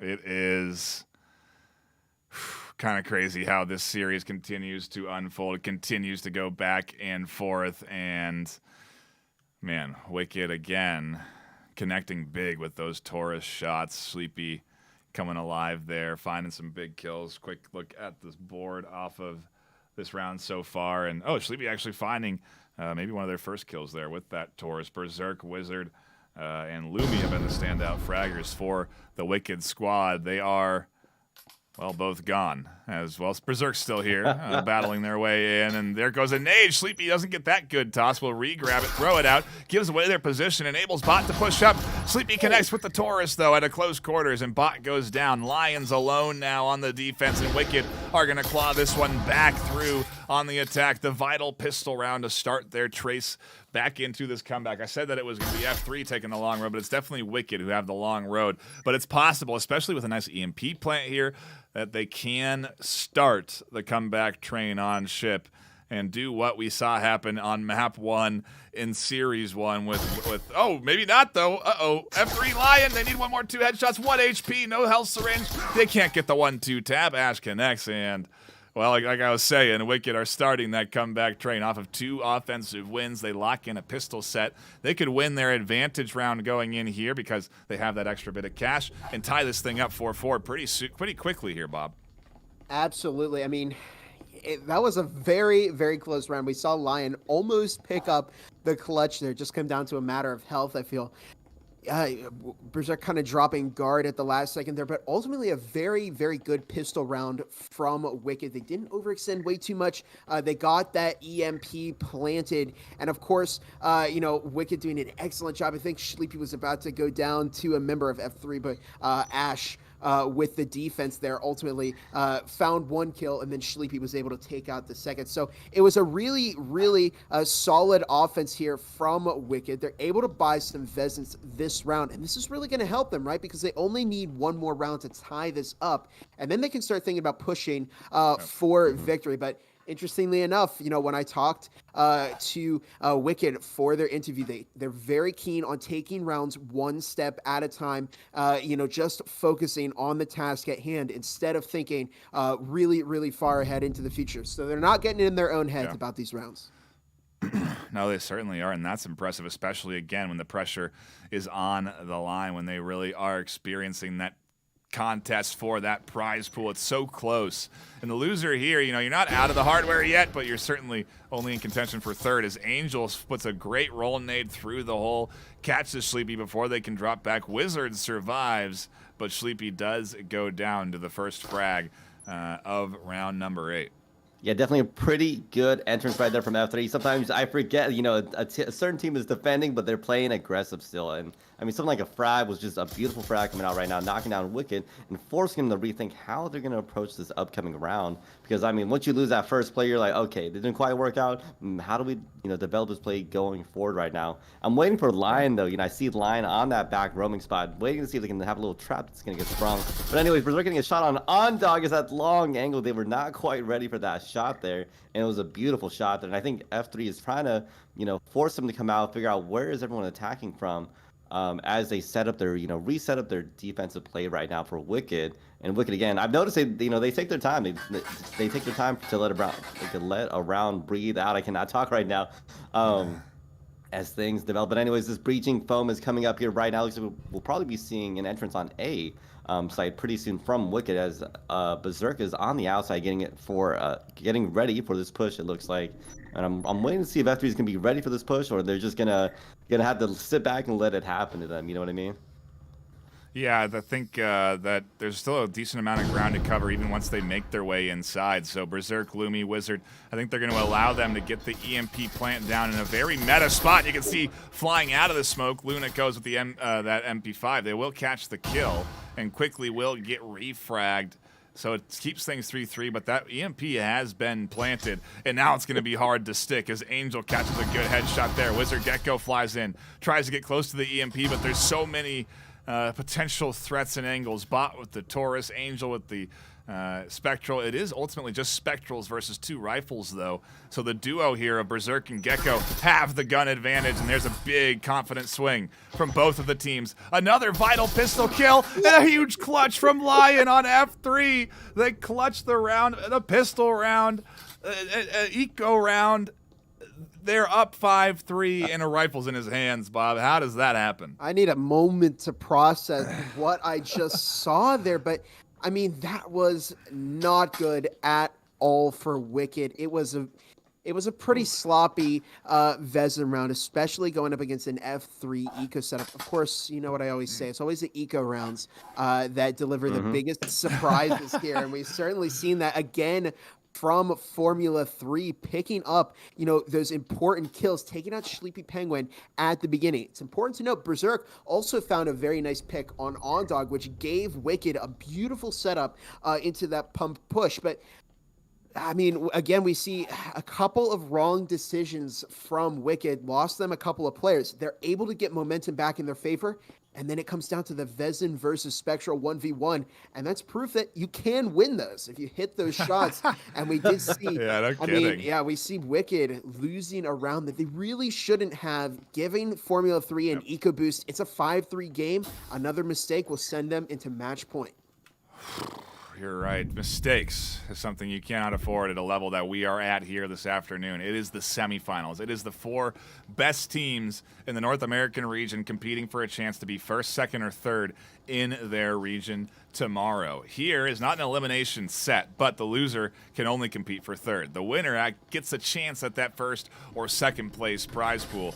And obviously, they'll be competing for the first place prize pool, not the second. So it's going to be an exciting weekend filled with action. It's almost done with day one. This is the final set of the day. But we still got 3 maps to crack into here, and we're not quite done with map number 1. F3 say we're not done with map number 1. Get a defensive round to set things up properly here, and we go into a full battle of rifles and utility in this next round. Yeah, finally seeing these 2 teams come up, and I always love seeing the teams go into their rifle rounds, because to me, that's always a good indicator of who's likely to kind of keep that momentum going, or at least keep that tempo on their side for that half at least. And right now, it looks like we're trying to get set up again. This A push is just, once they pop open both holes, I love the A pushes, because once you pop open these both holes, there's so many angles to be working with, especially for the attacking side. And it looks like, again, F3 playing a little more conservative this round, not playing too deep on these roamers, as everyone is playing on side right now. And I think Wicked, again, just always taking their time, letting the play breathe. It's about a minute and a half already into the round, and I'm waiting to see what's their plan. What are they doing? I see Sleepy Penguin and Berserk maybe having a little powwow in the corner while everyone is dealing with shots on the other side, but that's fine, Wizard Gecko, never mind. Angel getting the shot down on Lumi there. And Wizard Gecko barely scraping out of that with 4 health to their name. It's not shaping up well right now for Wicked. Never mind that push in from Sleepy Penguin, knocking down Angel and holding down that back corner. But Luna on the back there getting... What? Oh my goodness, 4 P's from Luna there to really clutch it up. What a crazy rotation from Luna. We watched the whole thing, and they literally went behind the entire offense, Bob, to catch that final quad kill. I mean, that was a massive counterplay there that gets them the round win. It really was, and what a great play there from Luna, dropping not 1, not 2, not 3, but 4 of those Wicked players. I'd like to point out, I mean, they had a pretty big mistake in the middle of that round for the Wicked push. Sleepy Penguin went to toss the breaching foam, over the stairs over to Berserk, and it bumped in the wall and fell down the stairs. Sleepy had to go get it, which I think, stalled for a little bit more time and changed up some of the positioning there. But ultimately, it was a great, great defense and a great retake from Formula 3. You saw 2 Wicked players going in, trying to full send it into the site and throw off F3 with that momentum. But there were 3 F3 players over there just delivering a beautiful crossfire that decimated the push from Wicked. And of course, it came down to Luna there with a beautiful killing streak there, taking, a flank to a whole nother level and finding that round. We see match point for Formula 3, another round, and it's going to go to them. They don't exactly have a great bit of economy going into this round, however, Bob, as we do see RCPs and Tauruses coming through. We've seen big rounds come in from limited economy, though, so we're not counting out the Wicked team, and F3 has got to be playing on their P's and Q's, as they say. They cannot allow anything to slip through the cracks. They cannot afford any small mistakes because, again, this Wicked team is focused. They're locked in. They started strong, and they're trying to finish strong here, ideally looking to tie up this first map and guarantee 3, but that is to be determined as F3 are just a round away from taking the first map here. Still setup phase. Finally, maybe the first kill as Ash almost goes down through the wall. I mean, as we were talking about earlier with Wicked, right now, I think it's just not working out right now because of all the mistakes happening. That Angel getting a shot off with a wall bang on Wizard Gecko, and it's just small mistakes that keep adding up for Wicked right now. And they're adding up a lot. It's now 6-3 for them, and it's not looking good. And this round's already started off really hard, and all the wall bangs are coming in. F3 is just asserting dominance, I guess I could say, through the walls here. They're not holding back. They're trying to hold down Wicked for making any solid play here, and they're just knocking down health as much as possible, even though they do have some syringes in hand, but they do know that they're a little bit lighter on their economy, so they're going to be just knocking them down as much as possible because those RCPs versus those Vezins is definitely not the best lineup you want to have, especially when your health is a little bit lower than the other player on F3 right now, but they've been holding down as Wicked as, again, sitting in the birthing room trying to figure out what are they going to do here, and I think that's just what's holding them up right now is they have 1 minute left in the round. You got to push B site or A site eventually. And to your point, that time is taking down. It's going to force their hand on a rotation, and they could be going right in to Luna's web, if you will, as they wait for this team. And look at the timing. Luna drops back through the door blocker. It gets pinged, so maybe they saw it dissipate, but they are going to try and frag underneath it and destroy it. Enables them to check that long angle. Luna reads that that's going to occur very nicely with that grenade. Drops back in time, and a great peek that they catch the headshot there on to Sleepy Luna, putting the advantage on to the F3 squad 5-3 now. At this pace, F3 may start to surround and collapse around the remaining Wicked attackers, but you don't want to get overconfident. That can spell disaster as Lumi breaches in. An immolation nade combined with the static emitter. They can't get rid of it. What a beautiful bit of utility. Some key headshot kills. And it's F3 playing a clean game and locking in map number 1 on ship. Bob, that was kind of sick on how that utility came together. But overall, a great performance from both teams. It was, but I mean, we saw there that F3 really put in the work in that final round. Big shout out to the movement we saw from Luna picking up a kill there on Sleepy Penguin. And of course, a beautiful incendiary grenade to round out that round. You know, saw a Wicked player die in the static field emitter between the combo of the static and the fire. So it was just a great combination there. And F3 played that ship map so smart. They knew exactly what they needed to do to pull out a win, and they found that success. You know, Wicked found some early rounds on them, but ultimately F3 knew what they needed to do to bounce back, and it worked out tremendously for them. I'm curious to see what map 2 is going to be, though. Yeah, wondering where we're headed. If we look at that matchup history, we can kind of get a perspective of where these teams like to go. Ship, definitely one that is played more by the Formula 3 team. If we were to look at who we should expect to win, it would be Formula 3. 56% win rate, 68 rounds played this season. In comparison, Wicked, 20 rounds played all season long on Ship. They must have banned it every single time that they could when they played in their best of threes, because it is a 30% win rate for them too. It is not their best place to go up against F3. So the fact that they even did as well as they did is maybe more than we're giving it credit for. And if anything, Formula 3 have to be ready for the rest of these maps. Hideout Factory, Skyscraper, none of those are weak points for this Wicked team, and that's what's left on the table. We're not sure what was banned entirely, so I don't have a clear picture to really paint there in terms of what two we have left to choose from. But I do believe that we are going to be going into a bit of a technical reset here, and then hopefully get into map number 2 with very little delay. So I don't want to go to an intermission. If anything, I suppose I can shout out our sponsors while we patiently wait for us to get back into the action and deal with the technical elements on our side. It does look like we're doing a bit of a server magic on the back end, so please be patient and wait for us to get through it all. I have to coordinate it with everyone on the back end. But anyway, a shout out to our sponsors. We do appreciate them. They come in and support our prize pool of $10,000 in cash and hardware, which comes in from all of those sponsors and is ultimately split across all of the regions. We really do appreciate them for contributing into that prize pool. And ultimately, it makes for an exciting competition because these teams are competing for a lot of cash and hardware on the line. Those sponsors we shouted out in the pre-show. We'll go through them quickly because I think map 2 is going to start soon.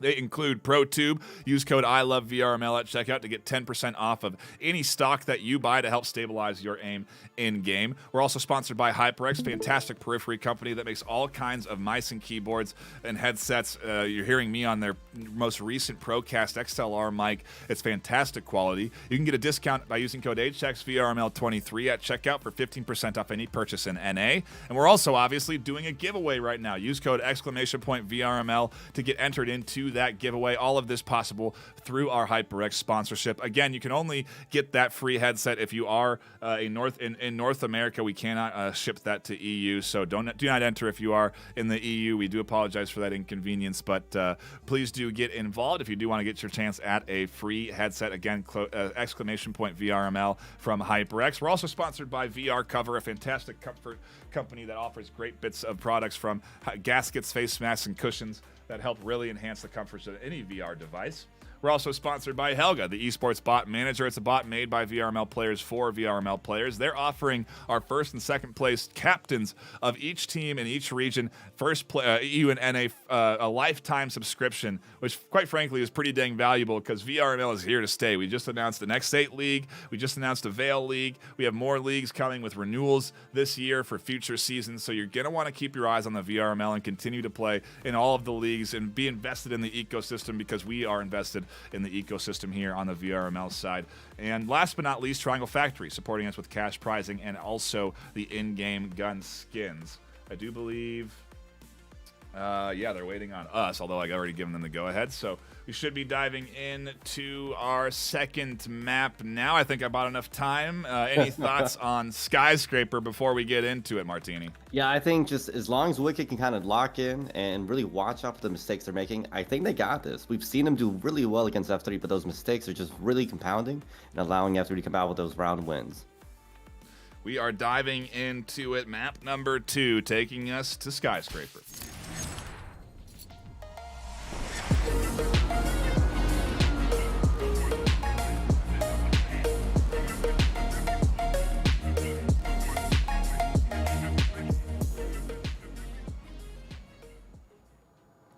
Whew, those intro reels, man, they hype me up every time. I love the music. I love the production quality. A shout out to our team again for that. And we're getting ready to dive in. Bob, your thoughts on our pistol set before we jump into round 1 on map 2? Yeah, real quick, just to add to that, I don't know if you saw, Formula 3 has only played 35 rounds of Skyscraper. They've won 54% of those.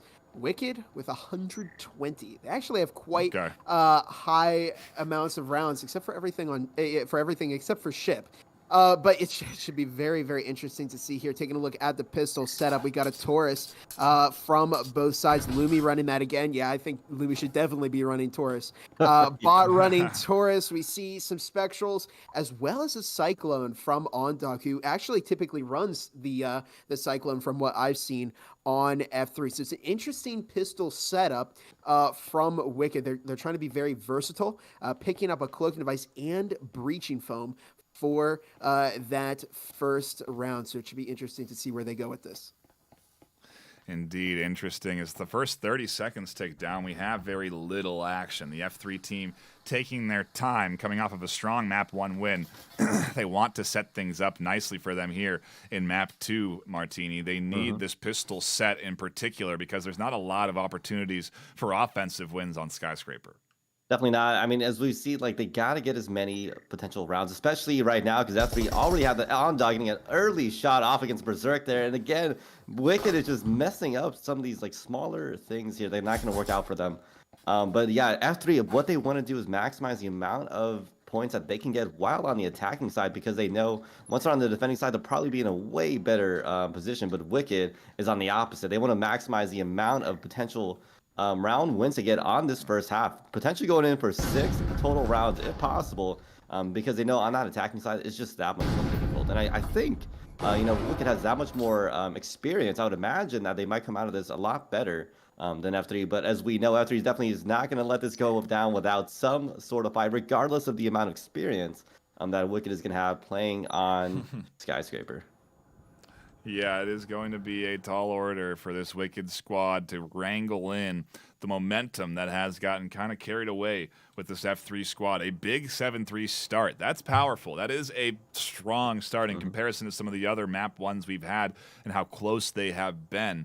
It's a little bit more difficult, or maybe sometimes even easier, to reset your mentality after a bigger loss or win. So who knows what we're really going to see here out of this Wicked squad. They could very well reset their focus, jump into a map they like a lot better than Ship, and come in fresh-faced. It's really going to come down to if they get rid of OnDog on this top floor and can kind of regain a little bit of control on the defense side. Or sure, looks like F3 are finally getting a breach off, trying to get this attack on A side, while 2 roamers are all the way off side, so hopefully they can get back without getting that shot off. And OnDog coming in with another push themselves, but those roamers finally coming out trying to spring their traps, and it did not work out for them as F3 does finish up that round. And that's what I'm saying, those 2 roamers might have played a little bit too late, and those mistakes are just not looking that good. I mean, what do you think, Bob? I mean, oh, wow. I think the F3 are showing some very, very intelligent plays here. Real quick, wanted to point out a very interesting fact that Wicked are playing on Skyscraper, which, if you'll remember, last weekend when they went against Infinity, it was the only map they lost.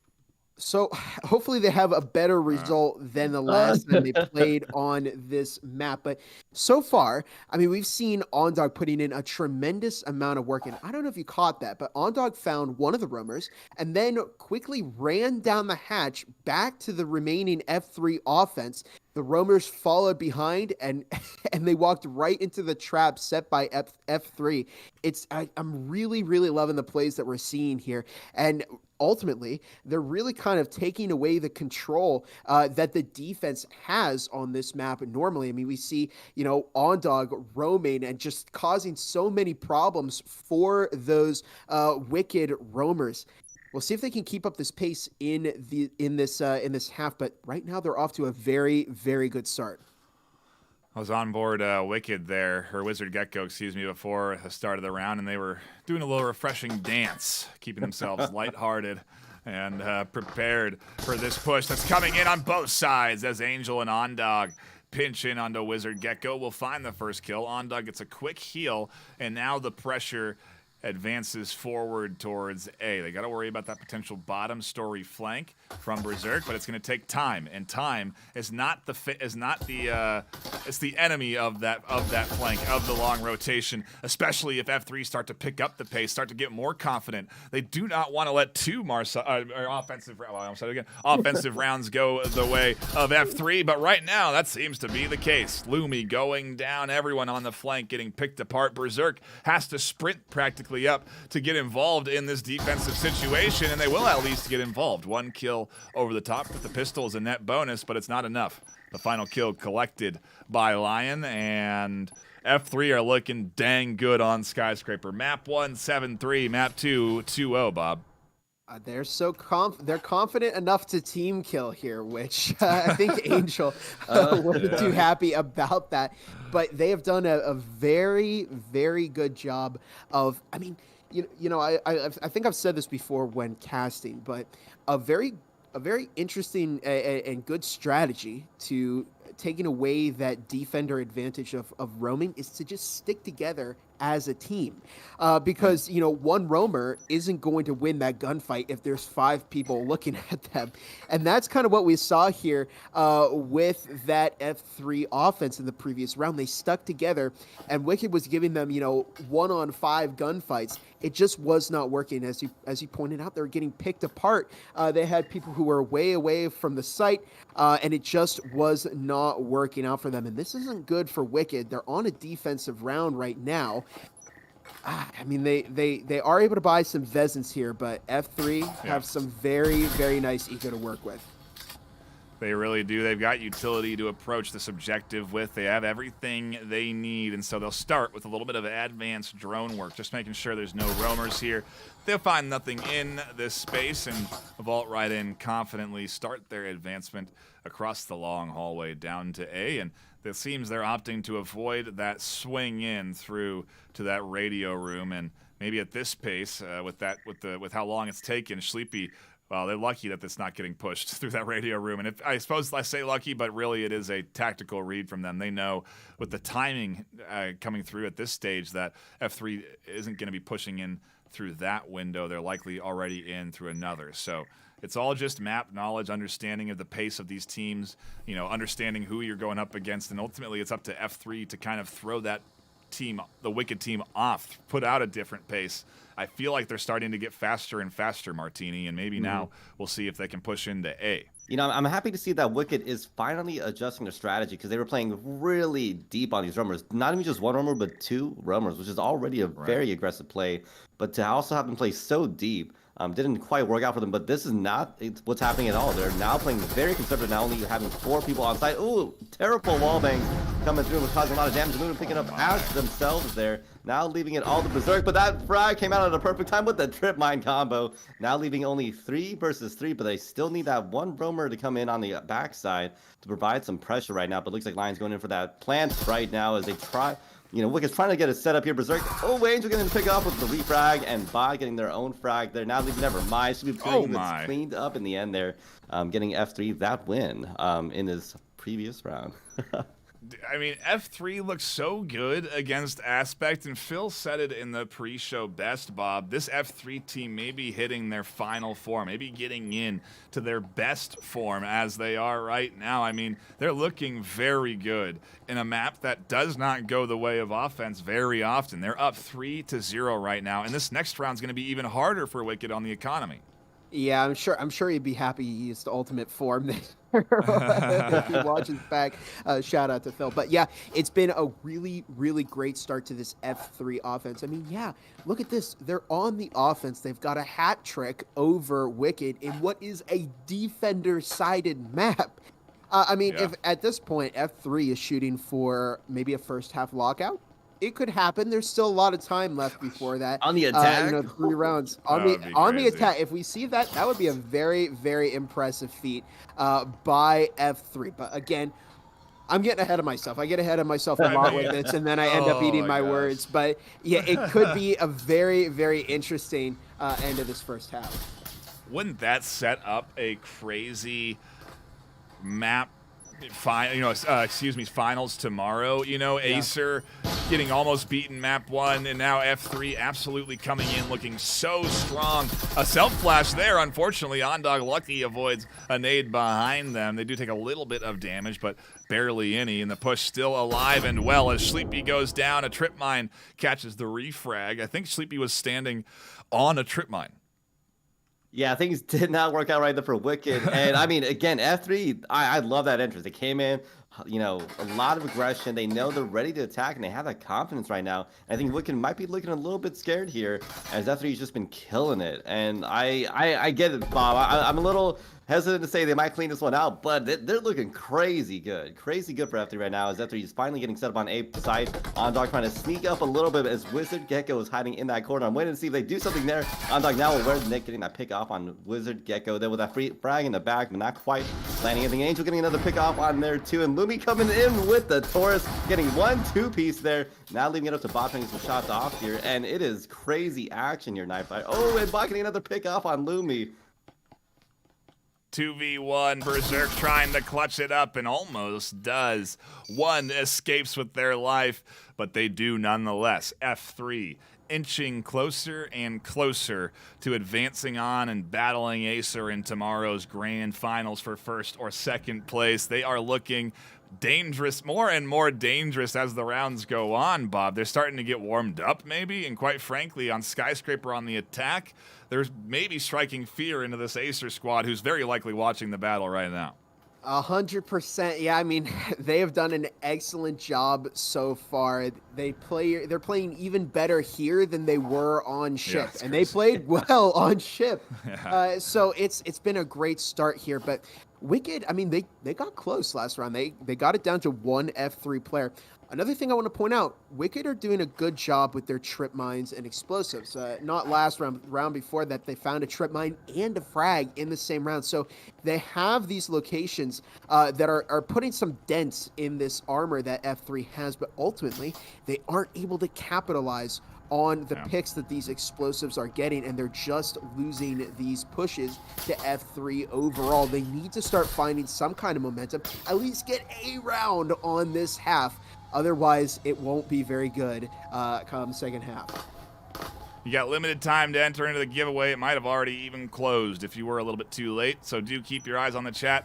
Get your exclamation point VRML for your chance at that Cloud Core headset.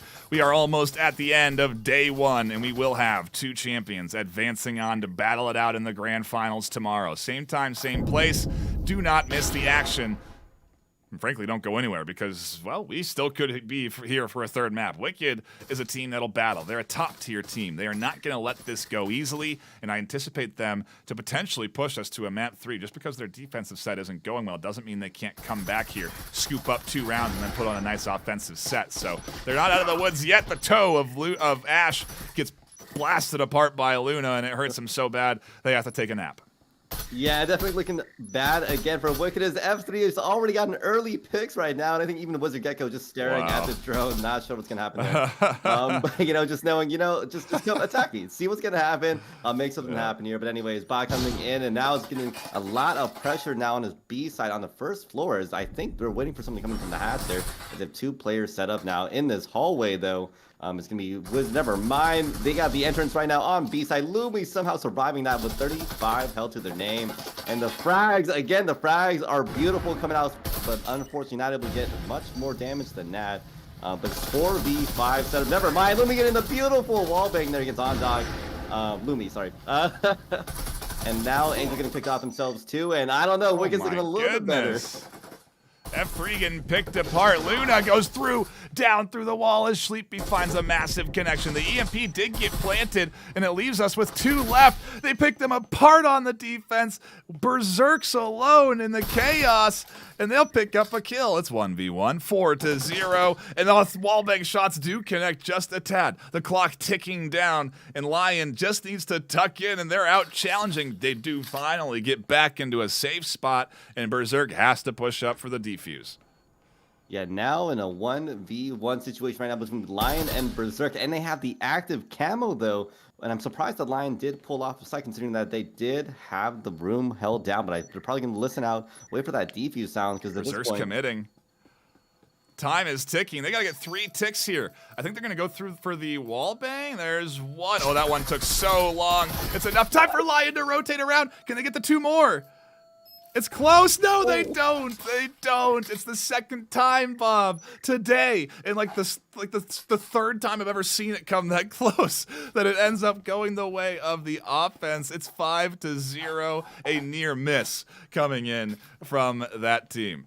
Yeah, and it's so heartbreaking because that would have been a great round for Wicked to win there. It would have given them, their first round in the first half, and then it would have given them the eco to push for a second round here. Now, they can do it again. They got 3 Vezins, but they are still running 2 RCPs. So right. They're not in the best position right now, but I mean, it came down to a little bit of a Butterfinger situation there for Berserk. Had the hand on the EMP dial, but I think was just, busy worrying about where Lion was, and ultimately they just weren't in the right spot on that EMP, and then an engagement with Lion cost them that time that they needed on the EMP. Is good proof that, make sure you plant that, because even if you go down, if you stall for enough time, you actually can find a win, even if all your players are down on offense. I can't believe we're here, Martini, and F3 are 2 rounds away right now from taking this whole thing. They are so dangerously close from locking in a perfect offensive skyscraper side. You gotta be worried if you're Acer. You gotta be thinking this F3 team looks good, and they're gonna be playing against them tomorrow if they have any say about it. Luna finds Wizard Gecko, double flash, flies in, doesn't get Sleepy, so there's still a threat here on the short angle, and this team's gotta be cautious of it. Now Sleepy giving away their position, has to drop back, tuck in the drone here, identifying some information where this team is. Audio transmitters here, but Sleepy also tucked in and waiting, doing a bit of a lean, and the entire F3 team looking to lock in the first half. I mean, they have utility after utility. They're literally swimming in their utility, getting another frag off on Sleepy Penguin there. They were not ready for that. Now 3 players in a round. This is shaping up to be a perfect set, to your point, and I'm excited to see that, because that's to be a first time for me, I think, ever. Angel getting a shot off on Ash there as they are trying to get this entrance on the A side, but that static is scaring them a little bit. Never mind. Lumi get that pick off. Never mind. Lumi getting the triple. What? Massive triple. It's still up to Angel, though, in a 1v2, as Berserk will catch the double headshot there, and a point on the board, Bob. A lifeline extended down to them. Will it be enough for them to claw their way back on map 2? Because they got a long road ahead. Martini, I heard you say, no, it'd be the first time I see a first half lockout on Skyscraper on offense. I want to eat his words.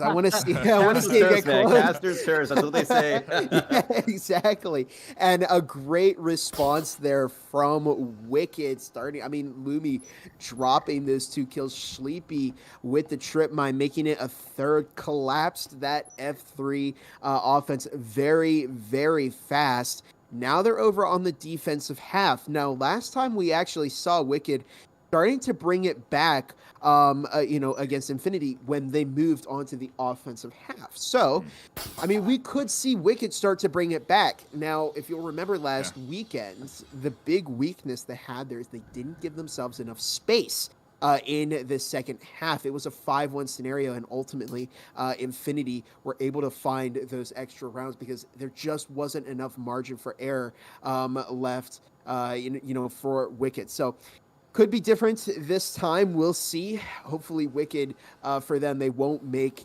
the same mistakes again. They cannot lose another round, or it'll go to match point. If they lose another one after that, it's all over for them. The pressure's on, Martini, as we vault in the server room and begin our entry slowly but surely down the mini levels of Skyscraper to get to this bottom floor and eventually attack A and B. It really is a very cautious approach that this Wicked squad is taking, and they have to take it, right? There's so many potential threats of an aggressor roaming anywhere in these multitudes of floors, and especially if you're going to go from top down, yeah, you have to do a lot of extra bit of work to make sure no one's going to flank you, no one's going to rotate around behind you. A little more cautious, the approach is what it really takes, and they are certainly playing things very cautious. The question is, will they be ready for Ondog, who's ultimately down here on this bottom floor waiting? Yeah, I'm not quite sure about that because Ondog's coming in and getting the beautiful shot off on Ash. And I've been seeing some amazing Taurus shots today from both these teams, not just one, both these teams. And I love seeing when that comes out finally. It's always exciting to see people utilize the Taurus because I know it tends to be a very polarizing gun, I would say. But anyways, Ondog holding his corner right now between these two characters and never mind getting picked up by Lumi there, now trading. With 4v4 from F3 and Wicked. And I don't know, Wicked. Oh my! And the frag, Luna able to get that pick off on Lumi there. And now F3 is looking, again, really in form as they're holding this one out. And the EMP is now out of hand. And there's only a minute left in the round. They gotta have something happen here. And should be playing and finally getting a shot off on Luna there. Finally giving some sort of leeway for Wicked as they come into this upcoming round. Flash over the top, A site is the play for Sleepy here, and I see a lot of folks in chat saying, in Sleepy we trust. Well, you gotta trust in him now, and it's not enough to get them the round win. 6-1, the pistol set into the hands of F3. This does not look good for Wicked, Bob. It does not look like things are going to be going their way. They'll have a chance, so it's going to be a forced buy, but they're going up against the Formula 3 team that I imagine will maybe, I don't know, are they going to go safe? Who knows what their economy choices are going to be, but they are one round away from locking this series in. This is a rather unique strategy. Okay, now there it is. The Vezin is coming out from Lion, going for that, that early Vezin. I was going to say, if they didn't do that, I was going to be very, very concerned for the decision making there on F3. But no, they went for the Vezin. They're playing smart. And you can see they're investing in this round. They're purchasing some SMGs, which they're very confident they can make use of. But look at this. Wicked are scraping. They know that this is do or die. And it's time. They know it's time for them to bring out the big guns. They can only tie this map up now and then move into a final map where they could have some potential to win. But right now, this is do or die for Wicked. It's all coming down to this. Would you say that the Wicked squad needs a cheerleader? Because cheerleader has just won our giveaway for our second giveaway of the afternoon. Congratulations to cheerleader for being our headset Cloud Core giveaway winner. A reminder that we'll be doing this again tomorrow during the third place and semifinals match, so don't miss it. Just like you don't want to miss this server entry coming in as Luna hucks a nade up and down comes Wicked and down goes Berserk. Ondog flash but finds one with the Omen. Luna scoops up the Taurus from doing any more damage, and just like that, Wicked are 2 deaths away from being down into the third place contention. Yeah, beautiful entrance there from F3, and never mind, he's getting another shot off on Wizard Gecko, now leaving Ash left. This is not a safe round. This is, you gotta go out in a blaze of glory or just sit down as we watch this, because 2 minutes left in the round, and there's only 1 round left, really, for F3, as this is going to be match point here. I mean, Ash, Taurus to their name, 32 health in hand and a frag. What can they do but just hope? What can they do but just hope here? As F3 just had a beautiful round entrance there. I mean, they knocked, what was it, 1, 2, 3 people in that server room alone? I'm shocked. And I don't know. I'm loving seeing F3. You know, F3, I think we had talked about this so many times. F3 kind of had a little slump in their season, and people had said maybe F3 is not a master tier team anymore, but I mean, to Philippus' point, it's looking good right now. Yeah, it really is. And this team pushing in, trying to get the final kill. Ash alone, tucked in, and the Omen will finish it off. It'll be Luna that clutches it up, and it'll be Formula 3 advancing on to battle against Acer in the grand finals for North America tomorrow. Hats off to them. Congratulations to the F3 team, and what a series to tune into this afternoon, Bob. I knew my predictions wouldn't last. I had a good one this morning, and then everything else after that has been wrong. Oh, no, except for Acer. But yeah, I'm still wrong most of the time. Anyways, a great game here from Formula 3. I mean, they just played really well. That's what it came down to. Yeah. They played a very, very good game of Breachers tonight. And, I mean, if you're on F3, I think you're feeling great right now, on top of the world, going to the finals tomorrow against Acer, and it's just a really, really great offense. It's got to be a great feeling there for F3. They put in so much work on the offensive half, and again, on a defender-sided map like Skyscraper, you know, it really came down to those offensive rounds, and then when they moved on to defense, they had a very easy time. So I think, you know, it was a bummer to see Wicked. They played so well against Infinity, had a great matchup there, but ultimately they just didn't have it in them today, and it's a shame because they you know, they didn't get too many rounds here in the second game, and I think ultimately they didn't put in the performance that they probably wanted to. But they still played very well. They played 13 weeks of the regular season, made it all the way to this point, and that is no easy feat. That's a lot you know, a lot more than a lot of the other teams here can say. So a very good game from Wicked, but very good job to F3, and congratulations to them for moving on tomorrow. What a battle we have tomorrow to tune into. We'll all be together for that one. The finals of North America tomorrow is going to be so hype. It's going to be at the same time, same place. Third place match starts that series, and then we have the finals. So a quick reminder that Acer and Formula 3 will be playing in the grand finals tomorrow, and Wicked and Eternity will be battling it out for third place. Prizes on the line, hardware and cash on the line, a lot to look forward to. And on top of that, of course, giveaways that you're not going to want to miss that will be going on this stream during those North American broadcasts, just like we did today. A huge shout out to everyone tuning in. We had a great crowd all day today catching this fantastic action. I'm still thinking about the Acer clutch in that first map. It's still on my mind even now. It was so incredible. So go back and watch the VODs, catch all of the action over this weekend.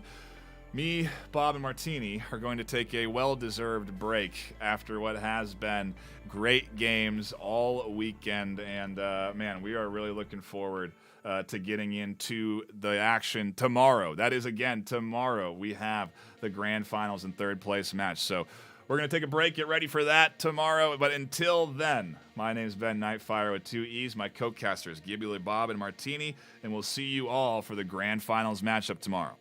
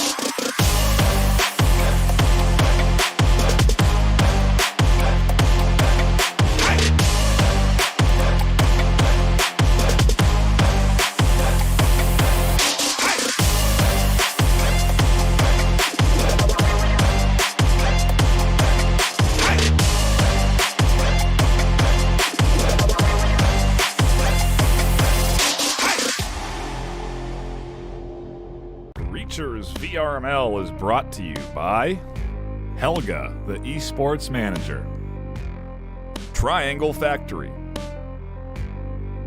HyperX, Protube VR, VRCOVER. Thanks for watching